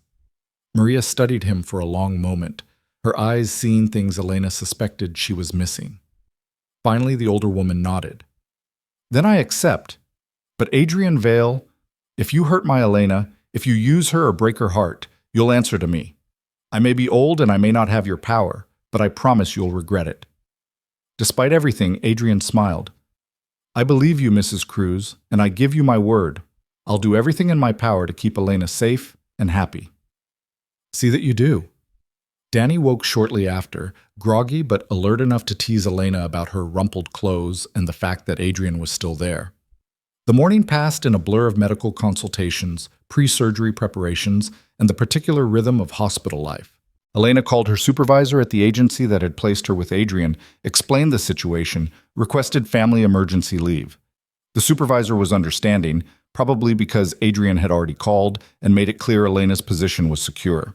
By afternoon, with Danny stable and resting, Adrian convinced Elena to come back to the penthouse for a shower and fresh clothes. In the car, exhaustion finally caught up with her, and she dozed against his shoulder. "We're here," Adrian said softly, and Elena jolted awake to find them parked outside his building. Upstairs, the penthouse felt different somehow, less like a workspace and more like a refuge. Adrian steered her toward the guest room. "Shower, sleep, eat, in that order. I'll wake you in a few hours and we'll go back to the hospital." Elena, you've been awake for almost 30 hours. You're no good to Danny if you collapse from exhaustion." His hands framed her face, gentle and grounding. "Let me take care of you, just for a few hours." She was too tired to argue. The shower was bliss, hot water sluicing away hospital smells and accumulated tension. She borrowed one of Adrian's shirts, soft cotton that smelled like him, and collapsed into the guest bed. When she woke, the room was dark, and someone was sitting in the chair beside the bed. She knew without looking that it was Adrian. "What time is it?" Her voice was rough with sleep. 7 p.m. "I let you sleep longer than planned. Your aunt called. Danny's doing well, asking for you but understanding you needed rest." Elena sat up, scrubbed her hands over her face.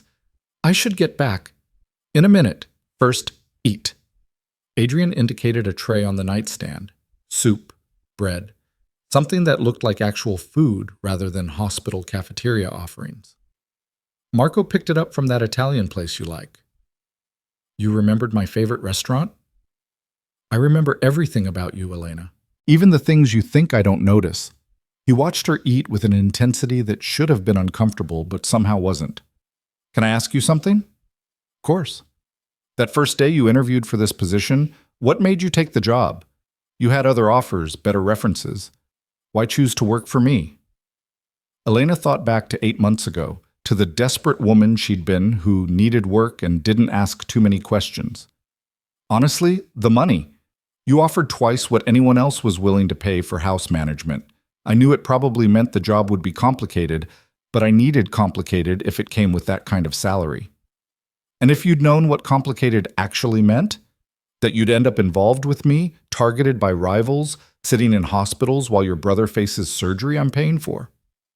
"I don't know," Elena admitted. "Maybe I would have run. Or maybe I would have taken the job anyway, because sometimes the riskiest choices are the ones that lead somewhere worth going." And this? Adrian gestured between them. Is this somewhere worth going? Elena set down her soup, met his eyes directly.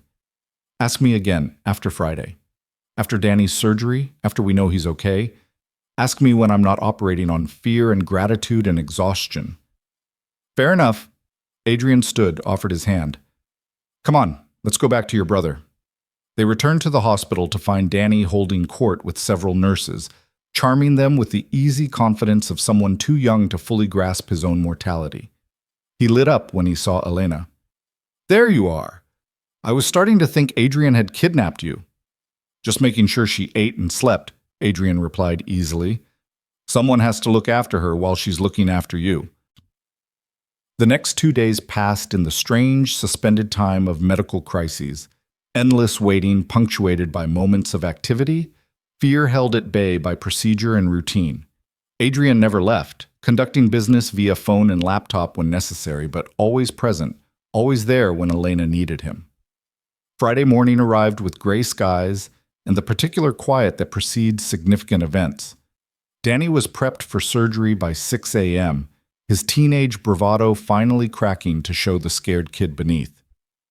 What if something goes wrong? He asked Elena, gripping her hand too tight. It won't.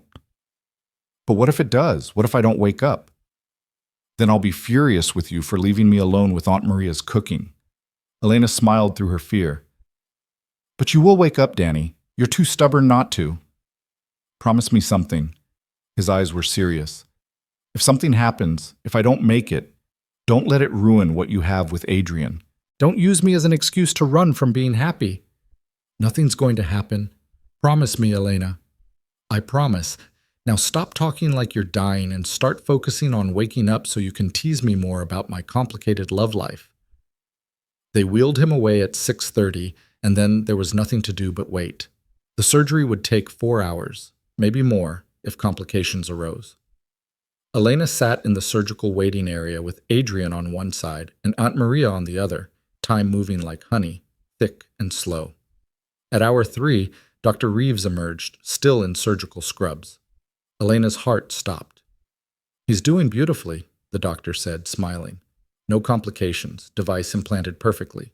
He'll be in recovery soon and you can see him in about an hour. The relief was so profound Elena actually swayed. Adrian caught her, held her steady while Maria wept and thanked every saint she could name. Thank you, Elena managed to tell the doctor. Thank you for saving him. Just doing my job. But you have good people around you, Miss Cruz. Not everyone in Daniel's situation would have had access to this level of care this quickly. He's very lucky. After Dr. Reeves left, Elena turned to Adrian. All the fear, all the gratitude, all the complicated feelings she'd been holding back crashed over her like a wave. You saved his life, she said, her voice breaking. You saved my brother's life. We saved his life. You by being strong enough to handle this, me by having resources to throw at it. We're a team, remember? Adrian pulled her close, and Elena let herself cry against his chest, let out all the terror and relief and overwhelming love she felt for the stubborn teenager who had just survived surgery. When she finally pulled back, makeup ruined and eyes swollen, she found Adrian looking at her with an expression that stole her breath. I love you, he said simply. I know this is the worst possible timing, and we're in a hospital waiting room and you're emotionally exhausted. But I need you to know. I love you, Elena Cruz. Not just your strength or your loyalty or the way you make me want to be better. All of you. The words hung between them, honest and terrifying, and exactly what Elena needed to hear. That's really terrible timing, she said, but she was smiling. I know. We're in a hospital. I noticed. I'm wearing 3-day-old clothes and probably smell like antiseptic. You're beautiful. Elena laughed, the sound surprising her with its genuineness. I love you too, she admitted, which is probably crazy and definitely complicated, but apparently that's what we do. Complicated and crazy. Adrian kissed her then, soft and sweet and full of promise. Around them, the hospital continued its routines, indifferent to their moment. But in that kiss, Elena felt something fundamental shift, not just between them, but inside herself. She had spent 4 years being invisible, being careful, being safe. But safety hadn't protected her from loss or fear or pain. Adrian's dangerous world had brought threats, yes, but it had also brought protection, partnership, and the particular courage that comes from knowing someone will stand beside you when everything falls apart. An hour later, they stood beside Danny's recovery bed while he blinked groggily up at them. "Did I die?" he asked, his voice slurred from anesthesia. "No, idiota, you survived beautifully." Elena smoothed his hair back from his forehead. "Good. Because I have college applications to finish." His eyes found Adrian. "Thanks for the heart, dude." "It's your heart, Daniel. I just made sure you got to keep it." "Still, thanks." Danny's eyes were already closing again. "Elena, don't let him leave. The good ones are hard to find." "I won't," she promised, but Danny was already asleep. She turned to find Adrian watching her with that expression she was learning to recognize, equal parts affection and wonder, as if he couldn't quite believe she was real and choosing him. "Take me home," she said quietly. "To your place, to mine. I don't care. Just somewhere we can be alone for a few hours before the world intrudes again." "Your place," Adrian decided. "Neutral territory. Somewhere you feel safe to process everything that's happened." They left Aunt Maria keeping vigil over Danny's recovery and took Adrian's car to Chelsea. Her apartment felt tiny with Adrian in it, his presence too large for the cramped space. But he moved through it with careful respect, examining the books on her shelves, the photos on her mantle, the small details of her life she'd never shared directly. "This is you," he said finally, standing in front of the collection of library books stacked beside her reading chair. "All these books on architecture and design, business management, language learning. You're building yourself into something bigger. Or trying to. Sometimes it feels like I'm standing still while the world moves around me." "You're not standing still. You're gathering strength." Adrian turned to face her. "Elena, these past few days, watching you handle Danny's crisis, seeing you scared, but pushing through anyway, it's made me realize something." "What's that?" "You don't need me to protect you. You're strong enough to protect yourself. What I offer isn't safety, it's partnership. Someone to stand beside you while you handle everything the world throws at you." Elena moved to him, wrapped her arms around his waist, and just held on. "I'm so tired, Adrian. Tired of being strong, tired of handling things, tired of being the one everyone relies on." "Then lean on me. Just for tonight. Tomorrow you can go back to being strong. But tonight, let me carry some of it." She did. For the first time in 4 years, Elena Cruz let herself be vulnerable, let someone else shoulder the weight. And when Adrian carried her to bed, held her while she finally slept without fear or vigilance, she understood what Danny had meant about the good ones being hard to find. She had found one. And she was keeping him. Elena woke to sunlight streaming through her apartment windows and the unfamiliar weight of Adrian's arm across her waist. For a moment, she simply lay there cataloging the strangeness of it. This powerful man who commanded rooms full of dangerous people, vulnerable in sleep beside her.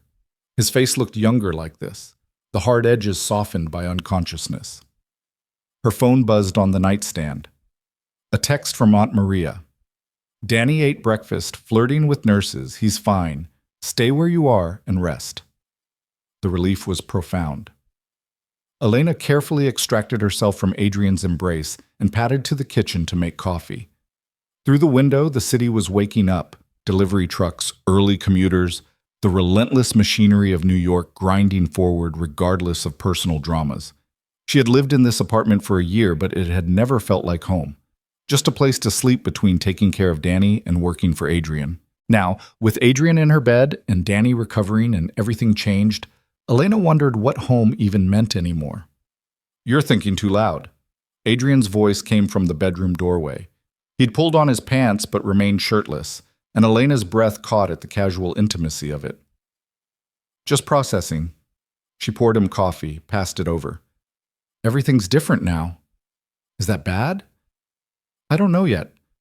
Elena leaned against the counter, cradling her own mug. "A month ago, I had a plan.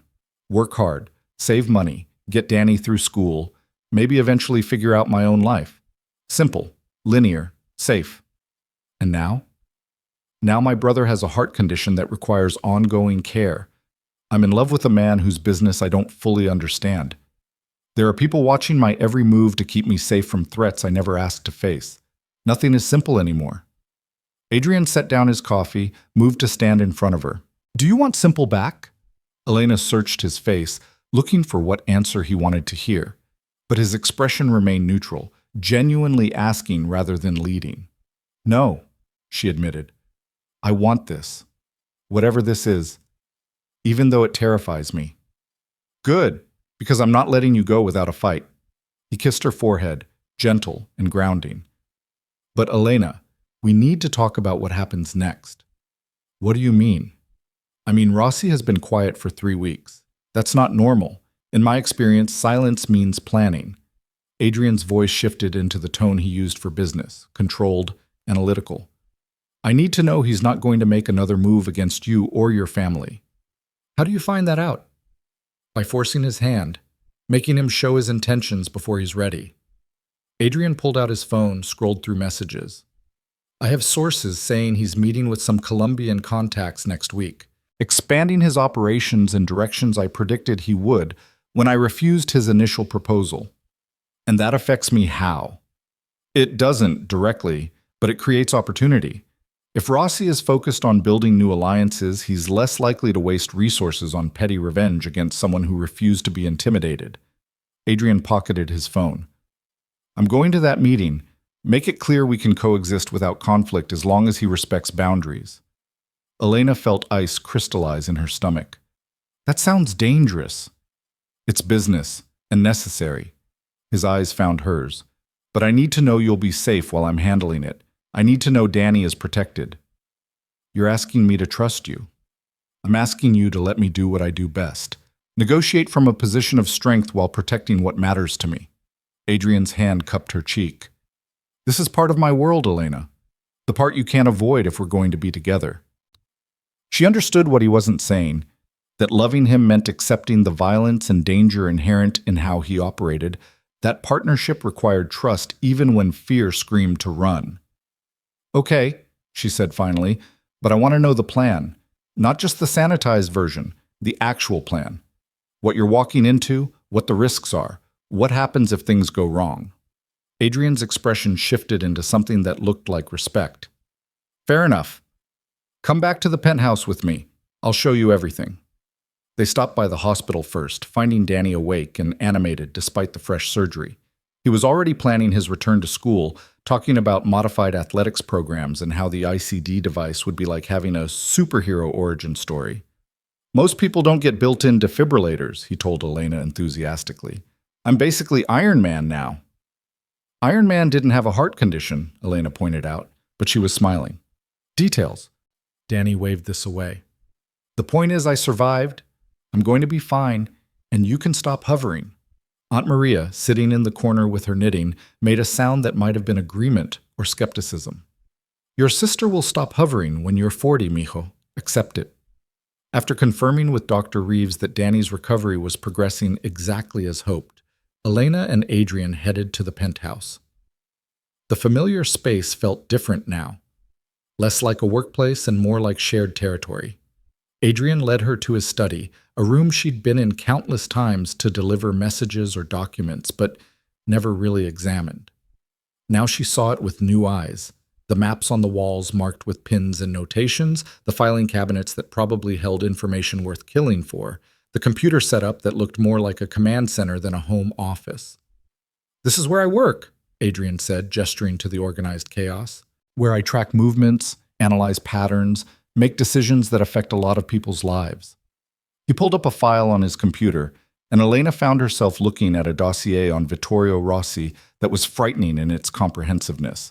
Financial records, known associates, properties owned, patterns of behavior going back decades.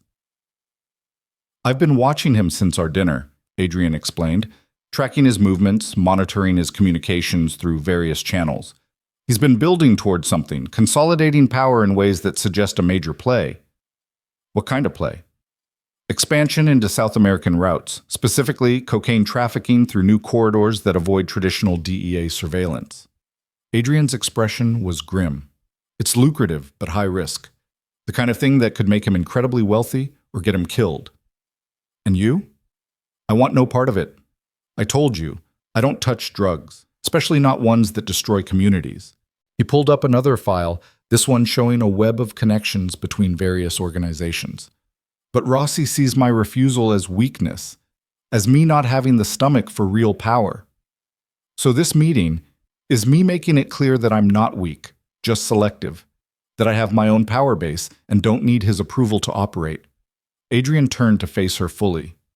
It's also me ensuring that his attention stays focused on his Colombian expansion rather than on finding creative ways to hurt me through you. Elena studied the information on the screen, her mind working through implications. You're essentially giving him what he wants, your tacit approval to expand into territories you won't touch, in exchange for him leaving us alone. Essentially, yes, though it's more nuanced than that. I'm also positioning myself as a potential ally if his Colombian contacts prove unreliable, which creates incentive for him to maintain good relations. That's manipulation. That's survival in my world. Adrian's voice held no apology. I can't force Rossi to leave you alone, but I can make it strategically stupid for him to target you, make the cost higher than any potential benefit. Elena moved to the window, looked out at the city sprawling below. Somewhere down there, Danny was recovering in a hospital bed. Aunt Maria was probably worrying herself sick despite reassurances. And here Elena stood, learning the intricacies of underworld politics because she'd fallen in love with a man who lived in shadows. When is this meeting? She asked. Tuesday, 3 days from now. Adrian came to stand beside her. I'll have Marco and 2 others with me. It's happening at a restaurant Rossi owns, his territory, which shows I'm willing to come to him. A gesture of respect that costs me nothing but gives him face. And if it goes wrong? Then Marco gets me out and we reassess. But it won't go wrong, Elena. Rossi is many things, but he's not stupid. He knows killing me or trying to would start a war he can't afford right now, not with the Colombians watching to see if he's stable enough to partner with. The cold calculation in Adrian's voice reminded Elena of exactly who she'd chosen to love. This wasn't some romantic fantasy where danger was exciting, but ultimately harmless. This was real, brutal, and calculating, and built on the threat of violence even when violence never materialized. I need you to promise me something, she said, turning to face him. Anything. Promise me you'll come back, that you won't take unnecessary risks or try to prove something that gets you killed. Her voice cracked slightly. I just found you, Adrian. I can't lose you because you felt like you had to be brave or make a point. He pulled her into his arms, held her tight enough that she could feel his heartbeat against her cheek. I promise. I have too much to come back to now. You, watching Danny recover, building something that looks like an actual life instead of just an existence. I'm not throwing that away for ego. They stood like that for a long moment, the city humming below them.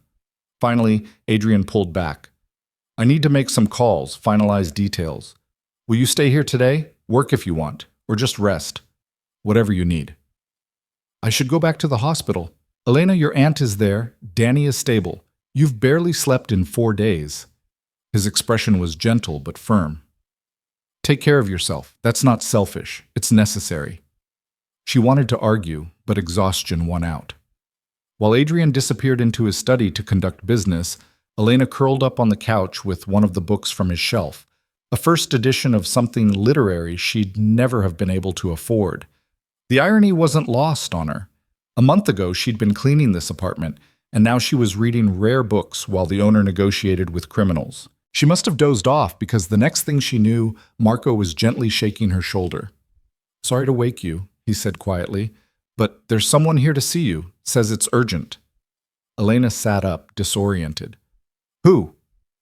Woman named Sofia Rinaldi. Says she's Vittorio Rossi's daughter.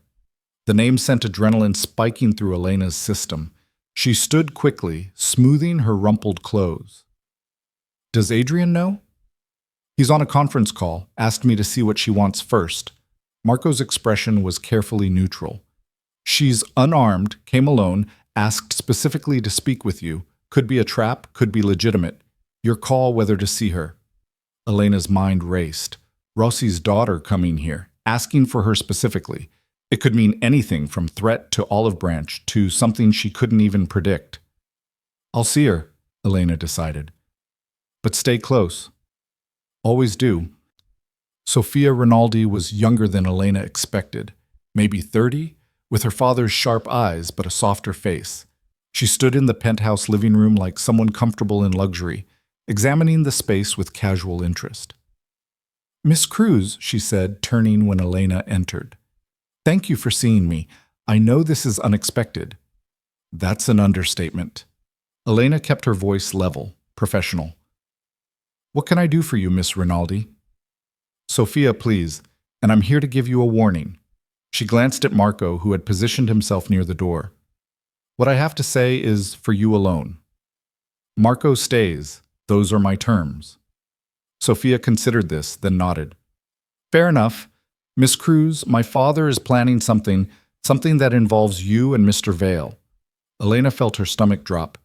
"What kind of something?" "I don't know the details. My father doesn't confide in me. Women in our world are decorative, not strategic." Bitterness edged Sophia's voice. "But I've overheard enough to know that his meeting with Adrian Tuesday isn't what it appears. There's a secondary agenda." "Why are you telling me this?" "Because I'm tired of my father's games, tired of watching him destroy lives for profit and pride." Sophia's eyes met Elena's directly. "And because I did some research on you after that dinner, you're not part of this world. You're just someone who happened to catch Adrian Vale's attention, and now you're caught in something you never chose." "That doesn't answer why you're helping me." "Maybe I see something of myself in you, someone trying to navigate a world they didn't ask to be part of, surrounded by powerful men making decisions without their input." Sophia moved to the window, looked out at the city. "Or maybe I'm just hoping that if I help you, someone will help me when I finally get the courage to leave." Elena studied the woman in front of her, trying to determine if this was genuine or an elaborate setup. Everything about Sophia seemed sincere. The bitterness when she mentioned her father, the resignation in her voice when she talked about women in their world. But Elena had learned that sincerity could be performed. "What exactly did you overhear?" she asked carefully. "My father meeting with his second, discussing how to handle the Adrian problem permanently while making it look like Colombian retaliation. I don't know what that means specifically, but it sounded like they're planning to kill him and frame someone else for it." The words hit Elena like physical blows. She felt Marco tense behind her, heard him already pulling out his phone. "When?"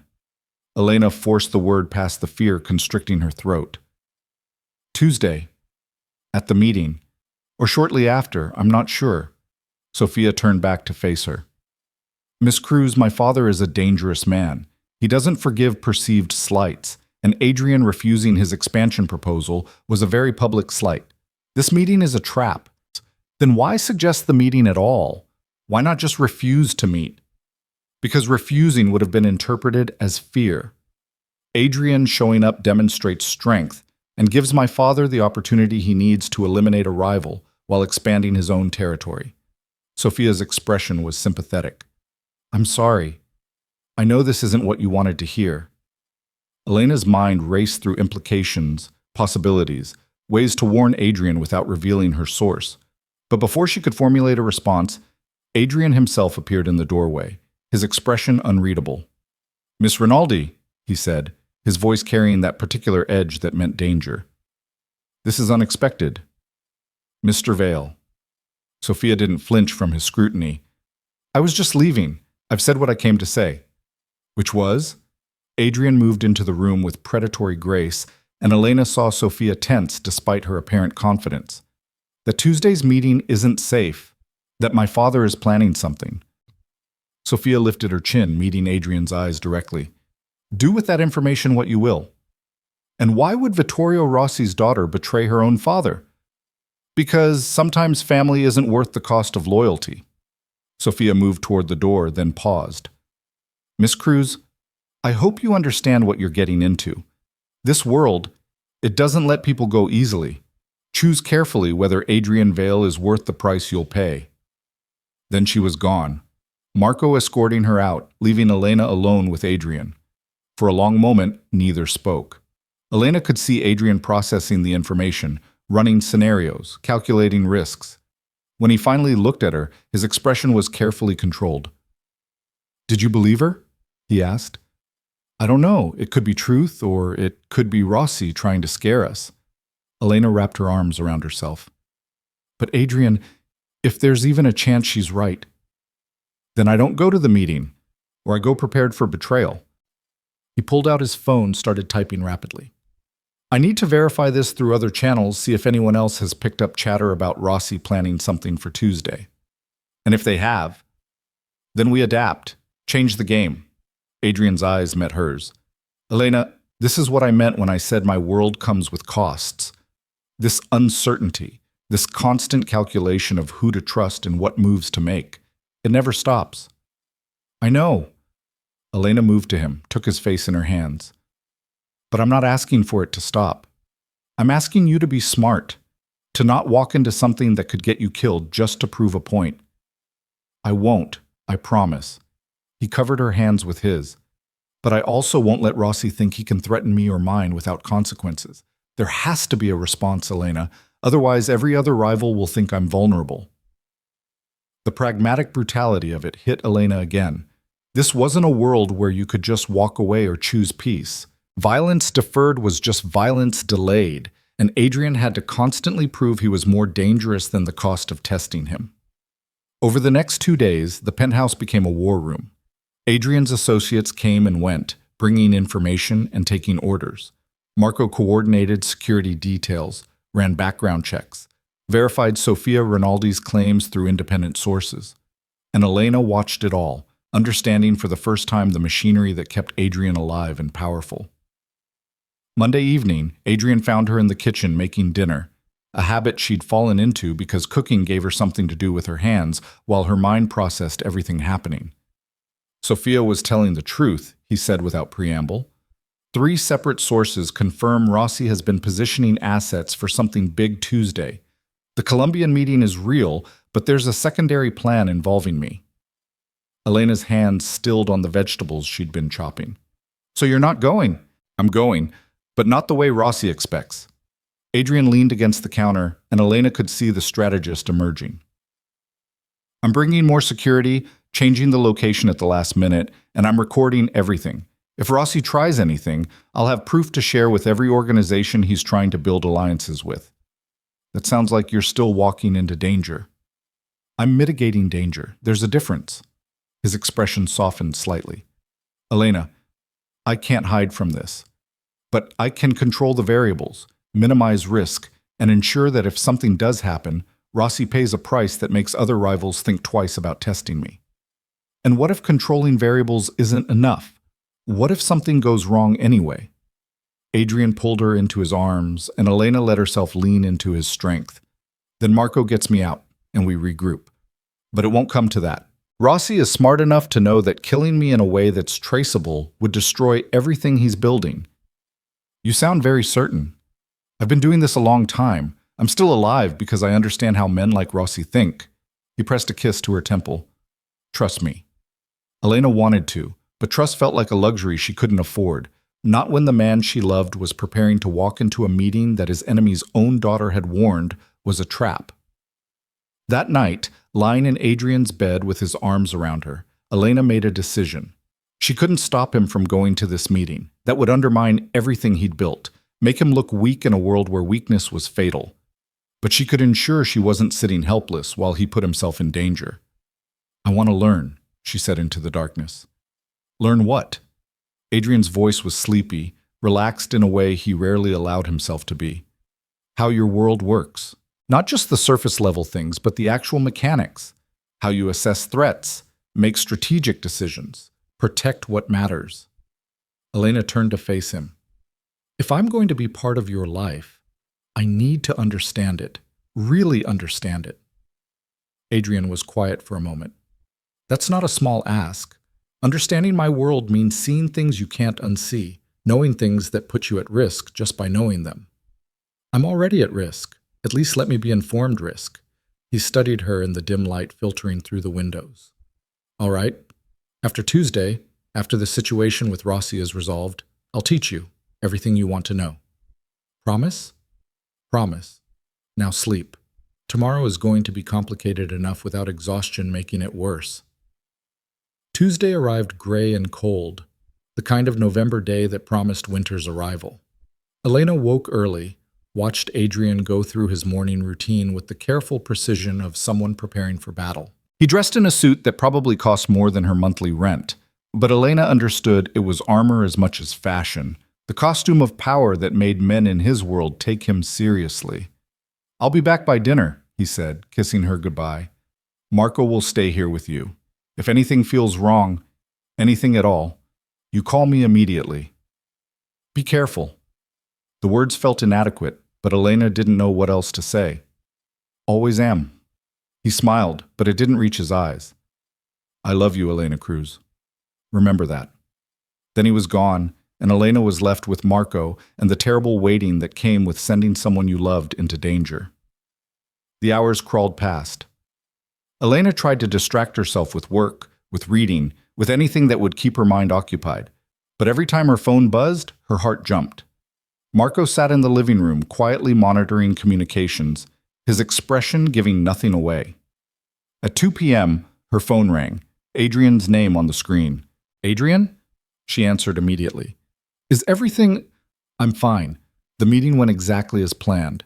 His voice was calm, controlled. Rossi tried to position it as an ambush, but changing the location threw off his timing. "We had our conversation, established boundaries, and he's agreed to leave you and your family alone in writing." "In writing?" "Video recorded and witnessed by neutral parties. If he violates the agreement, every organization he's trying to partner with will know he can't be trusted." Elena heard satisfaction in Adrian's voice. "It's over, Elena. You're safe. Danny's safe. We can move forward." The relief was so profound, Elena had to sit down. "You're sure?" "I'm sure. I'll be home in an hour. We'll celebrate properly then." But when Adrian walked through the door 90 minutes later, he wasn't alone. Marco was with him, supporting him, and Elena's relief turned to ice when she saw the blood on Adrian's shirt. "What happened?" She rushed to him, hands hovering over the obvious injury. "You said you were fine." "I am fine. It's a graze, nothing serious." Adrian winced as Marco helped him to the couch. Rossi's second got ambitious after the meeting broke up. Tried to take a shot as we were leaving. Marco returned fire, and we got out clean. "You were shot." Elena's voice came out hollow. "You were shot, and you called me and said you were fine." "Because I am fine." "Elena, look at me." Adrian caught her hands. "It's a flesh wound on my side. Painful, but not dangerous. I've had worse." "That's not reassuring." She pulled her hands free, paced away from him. "You could have been killed. That bullet could have hit something vital. Could have, but it didn't. I'm here, I'm safe. And Rossi's second is going to have a very uncomfortable conversation with his boss about freelancing violence that wasn't approved." Adrian's expression was steady. "This is my world, Elena. Sometimes people shoot at me, but I'm very good at not getting killed." Elena felt something break inside her. All the fear and stress and careful control she'd been maintaining for weeks, suddenly too much to contain. "I can't do this," she heard herself say. "I can't sit here waiting to find out if you're coming home, or if someone's going to call and tell me you're dead. I can't—" "Hey!" Adrian stood despite Marco's protest, moved to her despite the obvious pain.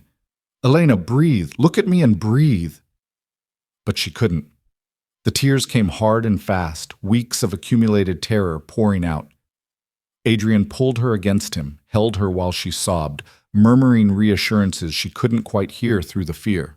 When the storm finally passed, leaving her exhausted and shaky, Adrian guided her to the couch, sat beside her with Marco hovering nearby, looking uncomfortable. "I'm sorry," Elena managed. "I shouldn't have—" "Don't apologize. You're allowed to be scared. You're allowed to hate this." Adrian's hand found hers, held tight.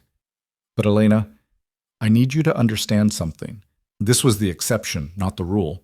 Most of my business involves negotiation, strategy, careful planning. Today was unusual because Rossi's second acted outside his authority. It won't happen again." "How can you promise that?" "Because Rossi just executed his second for unauthorized violence that nearly destroyed his Colombian alliance. The video of what happened is already circulating through the organizations he's trying to partner with. He's been weakened, and I've been proven willing to defend myself without escalating into full war." Adrian's voice carried grim satisfaction. "The message is clear. I'm dangerous but not unstable. That combination keeps people from testing me. Elena processed this, the brutal logic of it. You're saying someone died because he tried to kill you. Someone died because he made a stupid decision that endangered his boss's business interests. In our world, that's a terminal mistake. Adrian studied her face. Does that bother you? That I'm not more upset about it? I don't know what I feel right now. Elena was being honest. Part of me is horrified. Part of me is relieved you're safe. Part of me wants to run as far from this as possible. And part of me, she met his eyes. Part of me is glad that man is dead because he tried to kill you. That's honest, at least. Is it always going to be like this? Crisis and violence and never knowing if you're safe? No. This was escalation because I was challenging Rossi's territory. Now that boundaries are established, things settle into routine. Boring routine, usually. Adrian's thumb traced circles on her palm. Elena, I won't lie and say my life is safe. But it's also not constant danger. Most days are just business. Strategy and negotiation and making money through carefully managed illegal operations. Despite everything, Elena found herself almost smiling. You say that like it's supposed to be reassuring. Is it working? A little. She leaned her head against his shoulder, careful of his injury. I love you, Adrian Vale.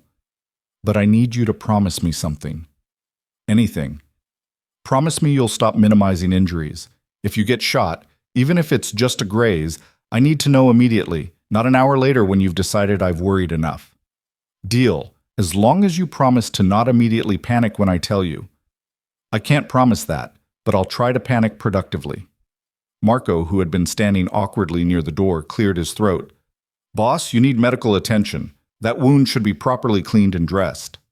He's right, Elena said, pulling back. Let me look at it. Elena, you don't need to... I took a first aid course when Danny was 12 and doing stupid teenage boy things. I know how to clean and dress a wound. She stood, moved toward the bathroom. Marco, get me the first aid kit. Adrian, take off your shirt and stop arguing. She heard Marco chuckle as he moved to comply, and Adrian's resigned sigh. When she returned with supplies, he had indeed removed his shirt, revealing the angry graze along his ribs that had bled more than he'd admitted. Elena worked in focused silence, cleaning the wound with careful precision while Adrian watched her face. You're good at this, he observed. I've had practice. Danny went through a phase where he thought he was invincible. Lots of skateboard injuries. She applied antibiotic ointment with gentle touches. This is worse than skateboard injuries. But I'm tougher than a 12-year-old. Debatable. Elena met his eyes. You scared me today, Adrian. I know, I'm sorry. Don't be sorry. Just be careful. I need you alive and whole. She finished dressing the wound, stepped back to examine her work. There. It should heal clean if you don't do anything stupid. Define stupid. Anything that might get you shot at again in the next month.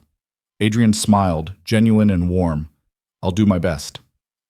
That evening, with the crisis genuinely past and Adrian's injury properly tended, they ordered takeout and ate it sitting on the floor of the living room like college students. Marco had left to coordinate the aftermath of the day's events, leaving them alone for the first time since morning. So what happens now? Elena asked, demolishing lo mein with the enthusiasm of someone who hadn't eaten all day. Now things get boring. Rossi focuses on his Colombian expansion, I focus on my existing operations, and we coexist without conflict. Adrian picked at his own food. You go back to managing my household. I go back to pretending I'm a legitimate businessman, and we figure out what our relationship looks like when we're not in constant crisis. That sounds almost normal. Terrifying, isn't it? Elena laughed, surprised at how good it felt. Absolutely terrifying. What if we don't work when things are calm? Then we figure that out too. But Elena, I don't think calm is going to be our problem. Adrian set down his food, turned to face her fully. I think our problem is going to be accepting that we deserve calm, that we don't have to justify being happy by constantly facing danger. You sound like you've thought about this. I've thought about little else since the hospital. Since watching you handle Danny's crisis with such strength while falling apart when you thought no one was watching. He reached out, tucked her hair behind her ear. You're the strongest person I know, Elena Cruz. But you don't always have to be strong. Not with me. I don't know how to not be strong. It's what's kept me and Danny alive since our parents died. Then learn. We'll learn together. Adrian pulled her close, and Elena let herself melt into him. I'm not going anywhere. Neither are you. So we have time to figure out all the complicated parts.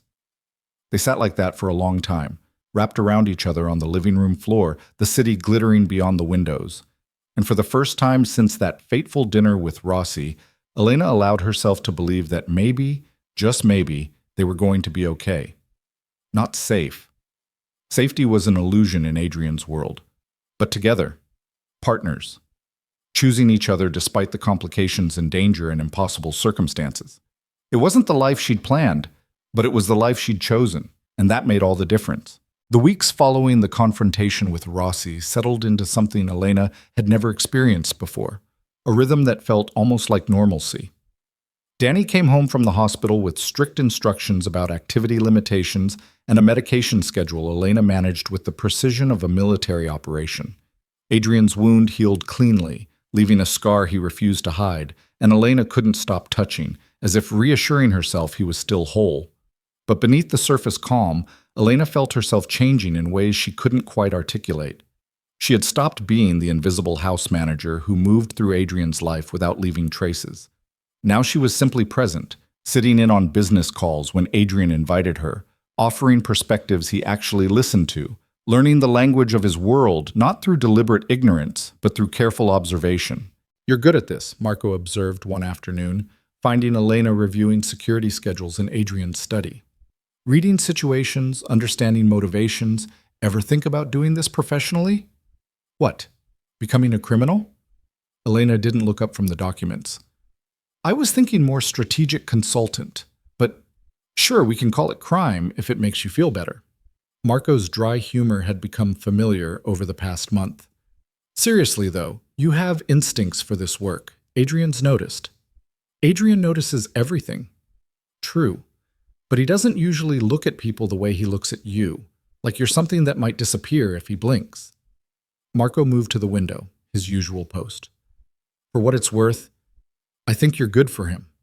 He's been alone a long time, built walls so high most people can't scale them, but you just walked right through like the walls weren't even there. Elena set down her pen, turned to face the man who had become something like a friend. Can I ask you something? Shoot. Do you ever regret it? This life, the choices that led here, the things you've had to do? Marco was quiet for a long moment.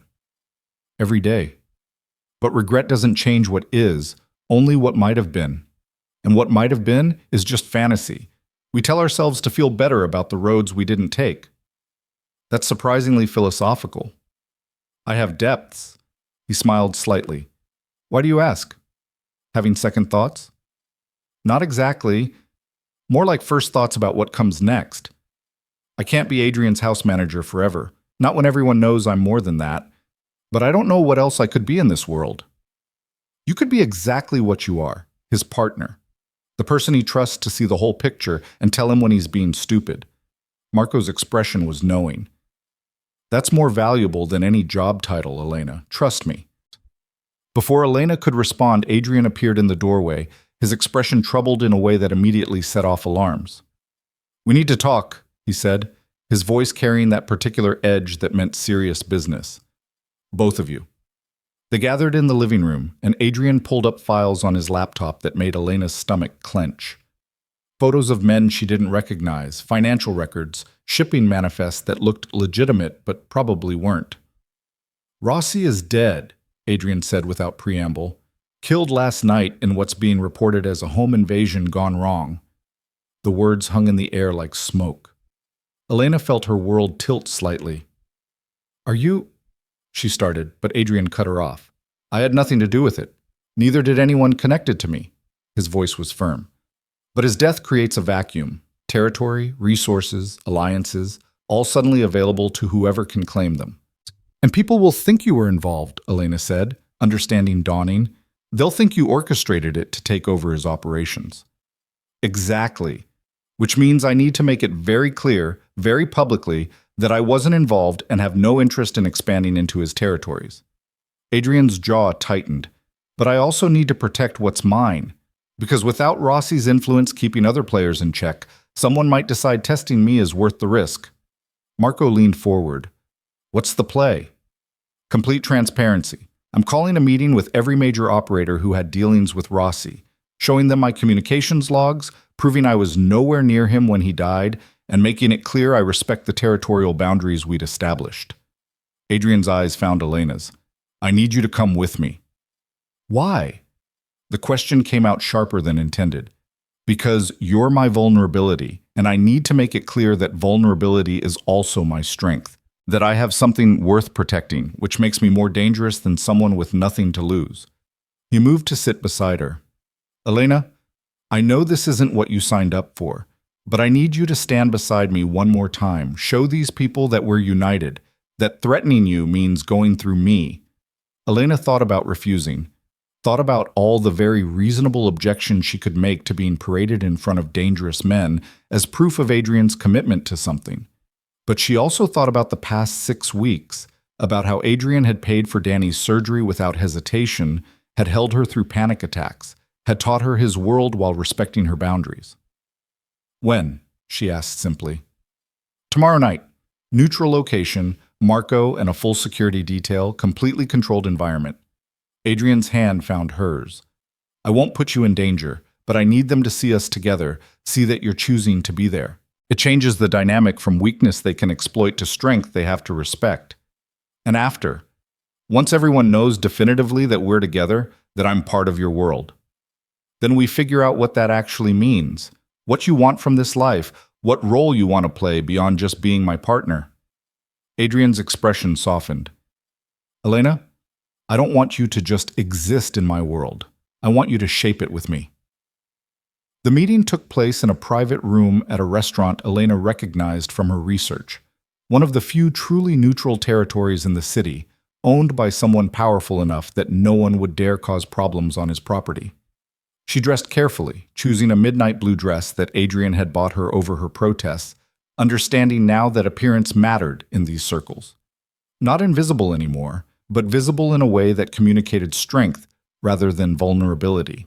You look perfect, Adrian said, watching her check her reflection one final time. Like someone who makes her own choices and stands by them. I'm terrified. Good. Fear keeps you sharp. Just remember, you're not some prize I'm showing off. You're my equal partner choosing to be here. That's what they need to see. The room was filled with men Elena vaguely recognized from documents and surveillance photos. The power structure of New York's underworld, gathered because Rossi's death had shifted the entire ecosystem. Conversation stopped when she and Adrian entered, all eyes tracking them as they moved to their seats. Adrian didn't waste time with pleasantries. He laid out his case with clinical precision, communication logs showing he'd had no contact with Rossi since their last meeting, security footage proving his whereabouts the night of the murder, financial records showing no preparation for expansion into Rossi's territories. Then he did something that surprised Elena. I also want to address the assumption that Miss Cruz represents a weakness in my organization, he said, his voice carrying absolute authority. She doesn't. She represents a choice I've made to build something beyond just business, a life, a partnership, a future that's about more than territory and profit. That choice makes me more committed to protecting what's mine, not less capable of doing so. One of the older men, someone Elena recognized as controlling most of the port operations, spoke up. With respect, Vale, having someone you care about is exactly the kind of weakness that gets exploited. We've all seen it. Only if that person is unwilling or unable to understand the risks, Adrian replied smoothly. Elena knows exactly what my world involves. She's choosing to be part of it anyway. That's not weakness. That's informed strength. Elena felt the moment shift, felt the attention of the room focus on her with new intensity. She could stay quiet, let Adrian speak for her, maintain the traditional role these men expected. Or she could make her own statement. She stood, and Adrian's hand briefly squeezed hers in support before releasing her. Gentlemen, she said, her voice steady despite her racing heart. I understand that in your world, caring about someone is seen as liability. But I'm not a liability. I'm a choice Adrian made with full knowledge of the complications, and I chose him the same way, I'm here because I want to be, because I understand what that means, and because I'm capable of standing beside him rather than behind him." The room was silent. Then the port operator smiled, genuine respect in his expression. "Well said, Miss Cruz. Vale, you've chosen well. A partner who understands the game is worth more than a dozen soldiers who don't." The tension broke, and the meeting continued with discussion of how to manage Rossi's former territories, how to prevent the power vacuum from destabilizing existing arrangements, how to maintain peace when peace was profitable for everyone.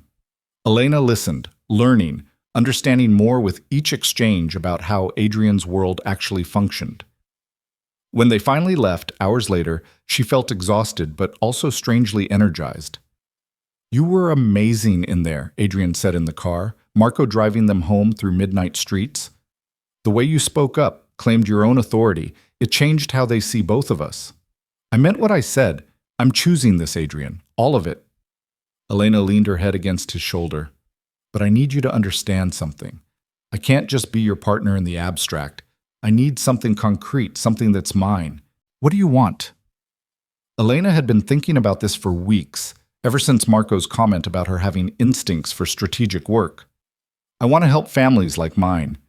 People who get caught in situations they don't understand, who need protection or resources, or just someone who speaks both languages, the legitimate world and yours." "Like an advocate?" "Like a bridge. Someone who can navigate between your world and theirs, who understands both sets of rules." Elena sat up, warming to the idea as she articulated it.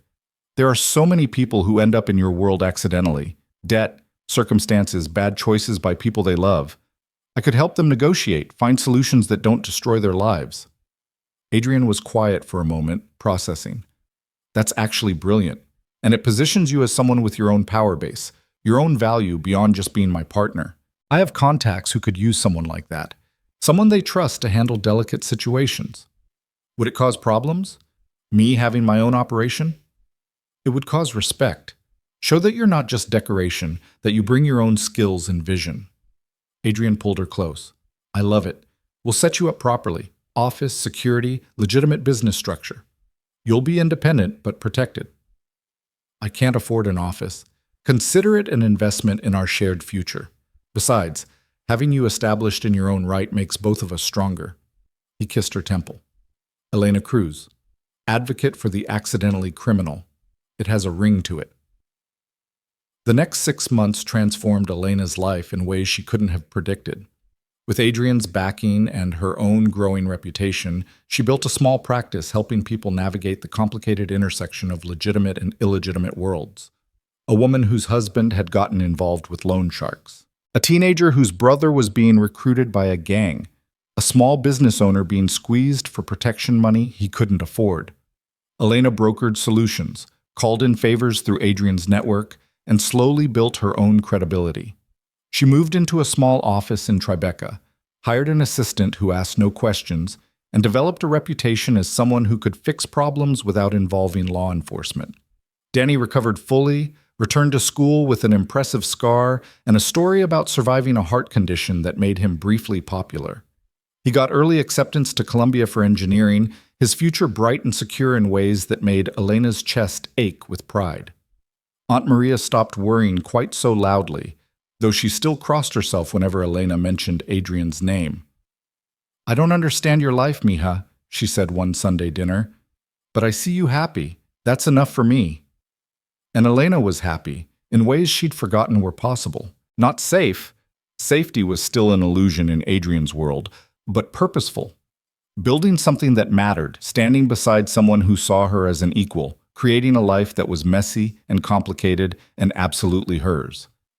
It was a Tuesday afternoon, nearly a year after that fateful dinner with Rossi, when Adrian called her to the penthouse with unusual urgency. "Is something wrong?" Elena asked, finding him standing at the windows where they'd first really talked. "No. Actually, something is very right." He turned to face her, and Elena saw something in his expression that made her breath catch. "I need to show you something." He led her to his bedroom, which she'd been in countless times, but which still felt intensely private. From his dresser, he pulled out a folder, worn leather, clearly old and important. These are property deeds, he said, opening it to show her. To a house in my family's village in southern Italy. Small place, very old, been in my father's family for generations. Why are you showing me this? Because I want to take you there.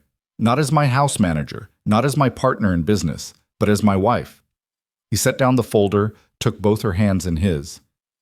Elena Cruz, I know this is complicated. I know my world is dangerous and uncertain and not what you planned for your life. But I love you. I want to marry you, build a life with you, create something that's ours together. Elena felt tears spring to her eyes. Adrian, before you answer, I need you to know what I'm asking. Not just to marry me, but to fully join this life. To be my partner in everything, the legitimate business I'm building, the operations I'm transitioning away from, the future I want to create that's about more than just survival.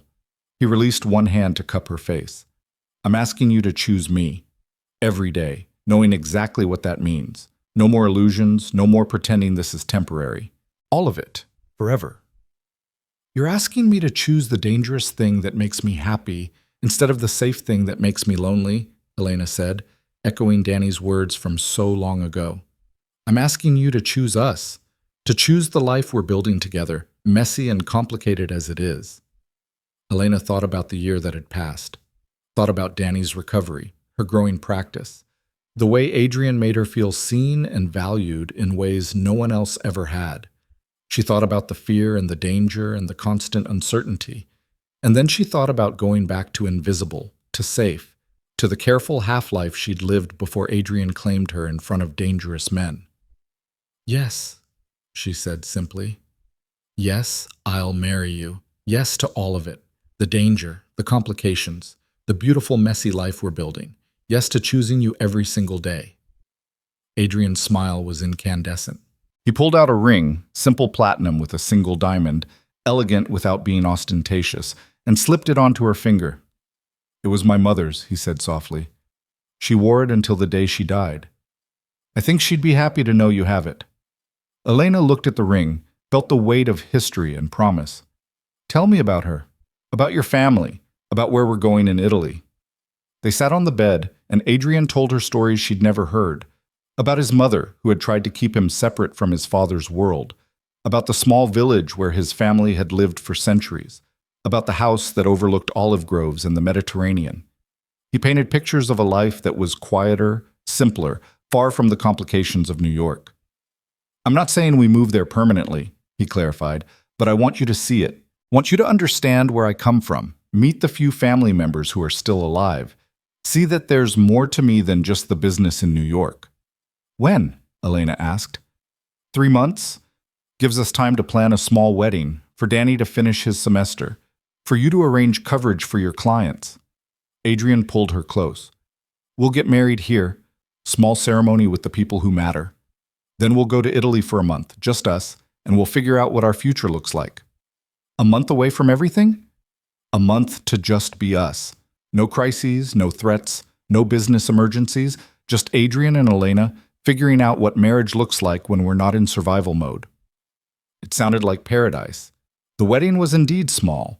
Danny as ring bearer despite his protests that he was too old, Aunt Maria weeping happy tears, Marco standing as Adrian's best man with visible discomfort at being in a suit nicer than his usual tactical gear. A handful of Adrian's trusted associates, a few of Elena's clients who had become friends, and a judge who owed Adrian enough favors to perform the ceremony without asking questions about the groom's occupation.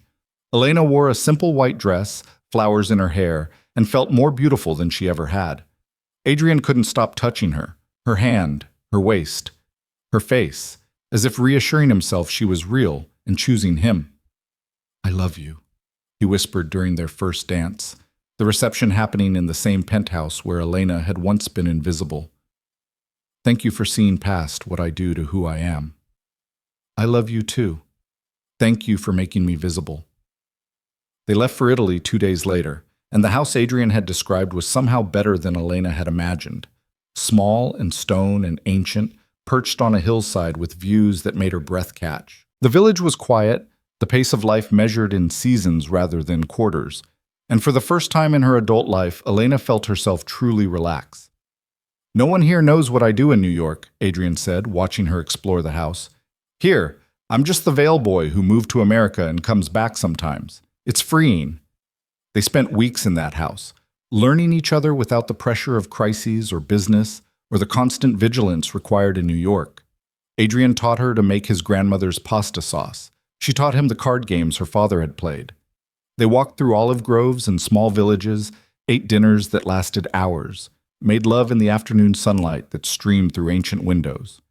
We could stay here, Adrian said one evening, watching the sunset paint the Mediterranean in golds and purples. Sell everything in New York, walk away from all of it, just live this life. Could you actually do that? Elena asked. Walk away from everything you've built? He was quiet for a long moment. I don't know. The business, the power, the constant chess game. It's been my life for so long, I'm not sure who I'd be without it. Then we don't walk away completely. We just find balance. Elena moved to sit beside him, taking his hand. Keep what matters in New York. Let go of what doesn't. Build something that's about more than just survival or power. Build a legacy that's about creation rather than destruction. What kind of legacy? The kind where your advocate wife helps people trapped in bad situations, where you use your resources to create legitimate opportunities, where we raise children who understand both worlds and choose to make both better. Elena met his eyes. The kind where we're remembered for more than just being dangerous. Adrian pulled her into his lap, held her close while the sun set on the ancient landscape. Children. Eventually, when we're ready, when we've built something stable enough that they can grow up safe. Elena kissed him softly.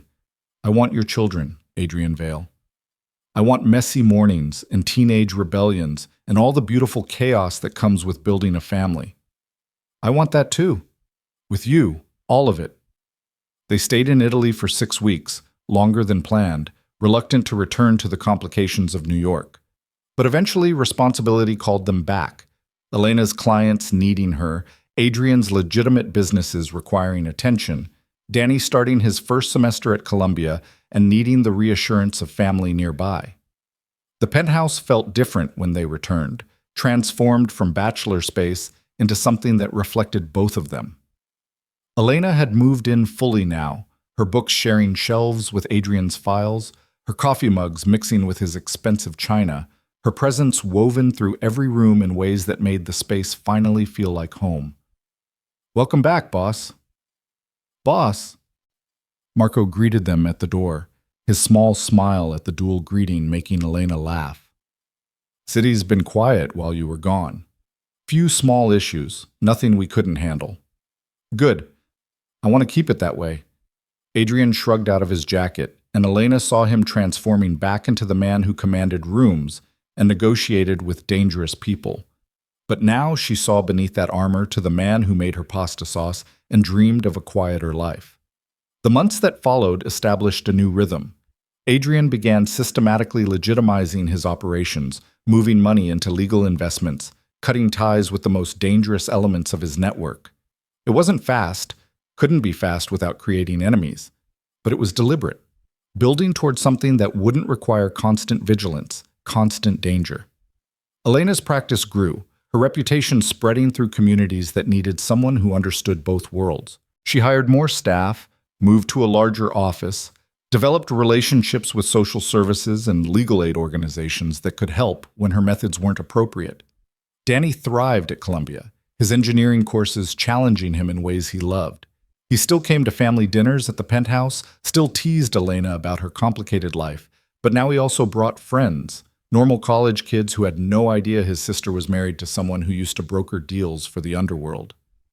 It's surreal, Danny told her one Sunday, helping her prep dinner while Adrian took a work call in the study. Watching you cook in this incredible penthouse, wearing that ring, looking happier than I've ever seen you. You've come so far from that apartment in Washington Heights. We both have. You're at Columbia studying engineering. Mom and Dad would be so proud. They'd be proud of you too, even if they'd probably have heart attacks over how you got here. Danny grinned. Think you'll ever tell your kids the whole story? How you and Adrian met? Depends on how much therapy we're willing to pay for. Elena smiled, but the question made her think. Actually, I think we will. Tell them the truth about where we came from, the choices we made, the complications we navigated. Not to scare them, but to help them understand that life is rarely simple and love is rarely safe, but both are worth choosing anyway. 2 years after that first dinner with Rossi, Elena found herself standing in her office, looking at the wall where she'd started posting success stories. Families helped, crises averted, lives rebuilt. The wall was covered now, dozens of cards and photos and thank you notes from people who had been trapped and found their way out. Quite a collection, Adrian said from the doorway. She hadn't heard him come in, but she'd learned to feel his presence like a change in air pressure.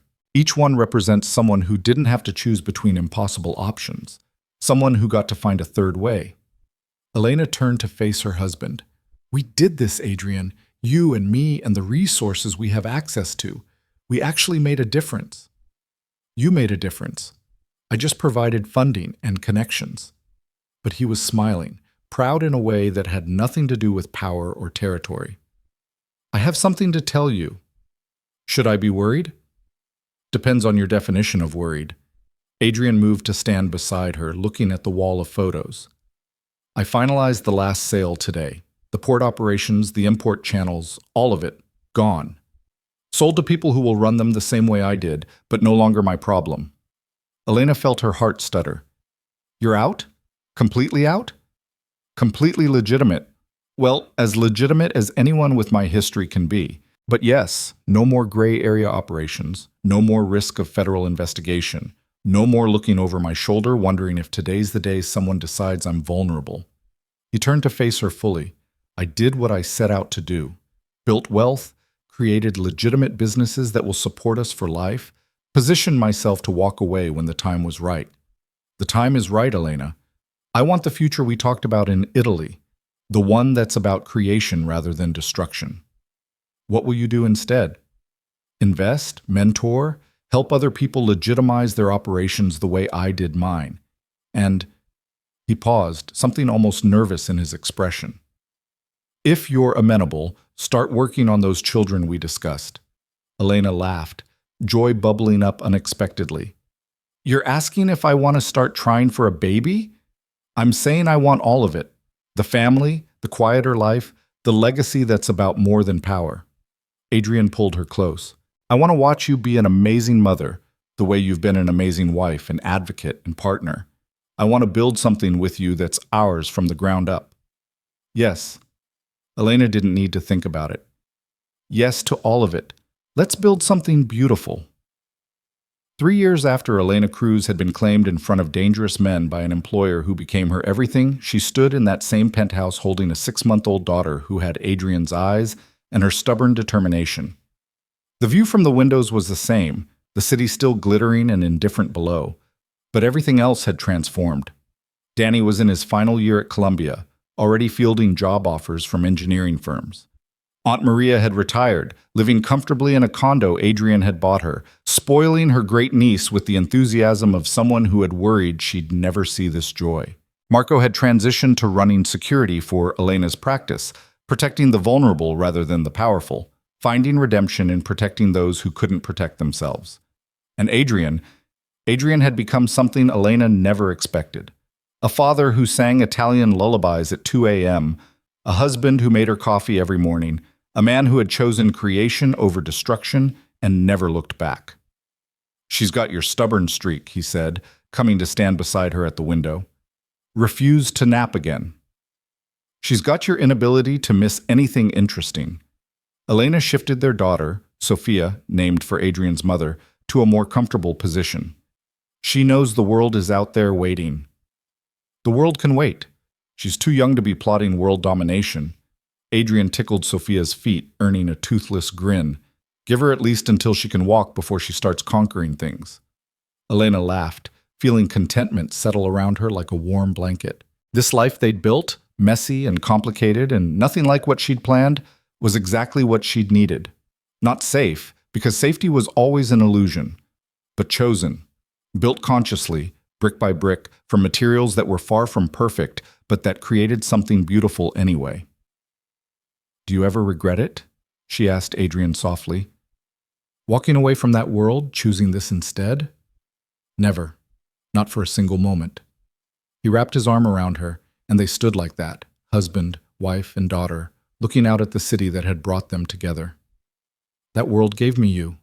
But this life, this is what I was always looking for. I just didn't know it until you became visible. I was always visible. You just had to look. Then I'm grateful I learned to see. Adrian kissed her temple, then Sophia's downy head. I love you, Elena Vale. Thank you for teaching me that some things are worth more than power. I love you too. Thank you for claiming me when I was too scared to claim myself. Outside, the city continued its relentless rhythm, indifferent to the small dramas of individual lives. But inside that penthouse, in the space between invisibility and visibility, between danger and safety, between what was and what could be, three people existed in perfect, chosen happiness. Elena Cruz? No, Elena Vale, had started as someone trying to disappear. She had become someone who couldn't be unseen. And in the transformation, in the dangerous choice to be visible, to be claimed, to be loved by someone who saw all of her and wanted her anyway, she had found something more valuable than safety. She had found home. Not in a place, but in a person. Not in security, but in choice. Not in invisibility, but in the courage to be fully, completely, undeniably seen. And that made all the danger, all the fear, all the impossible choices absolutely worth it. The invisible woman had become visible. And in doing so, she had found not just love, but herself.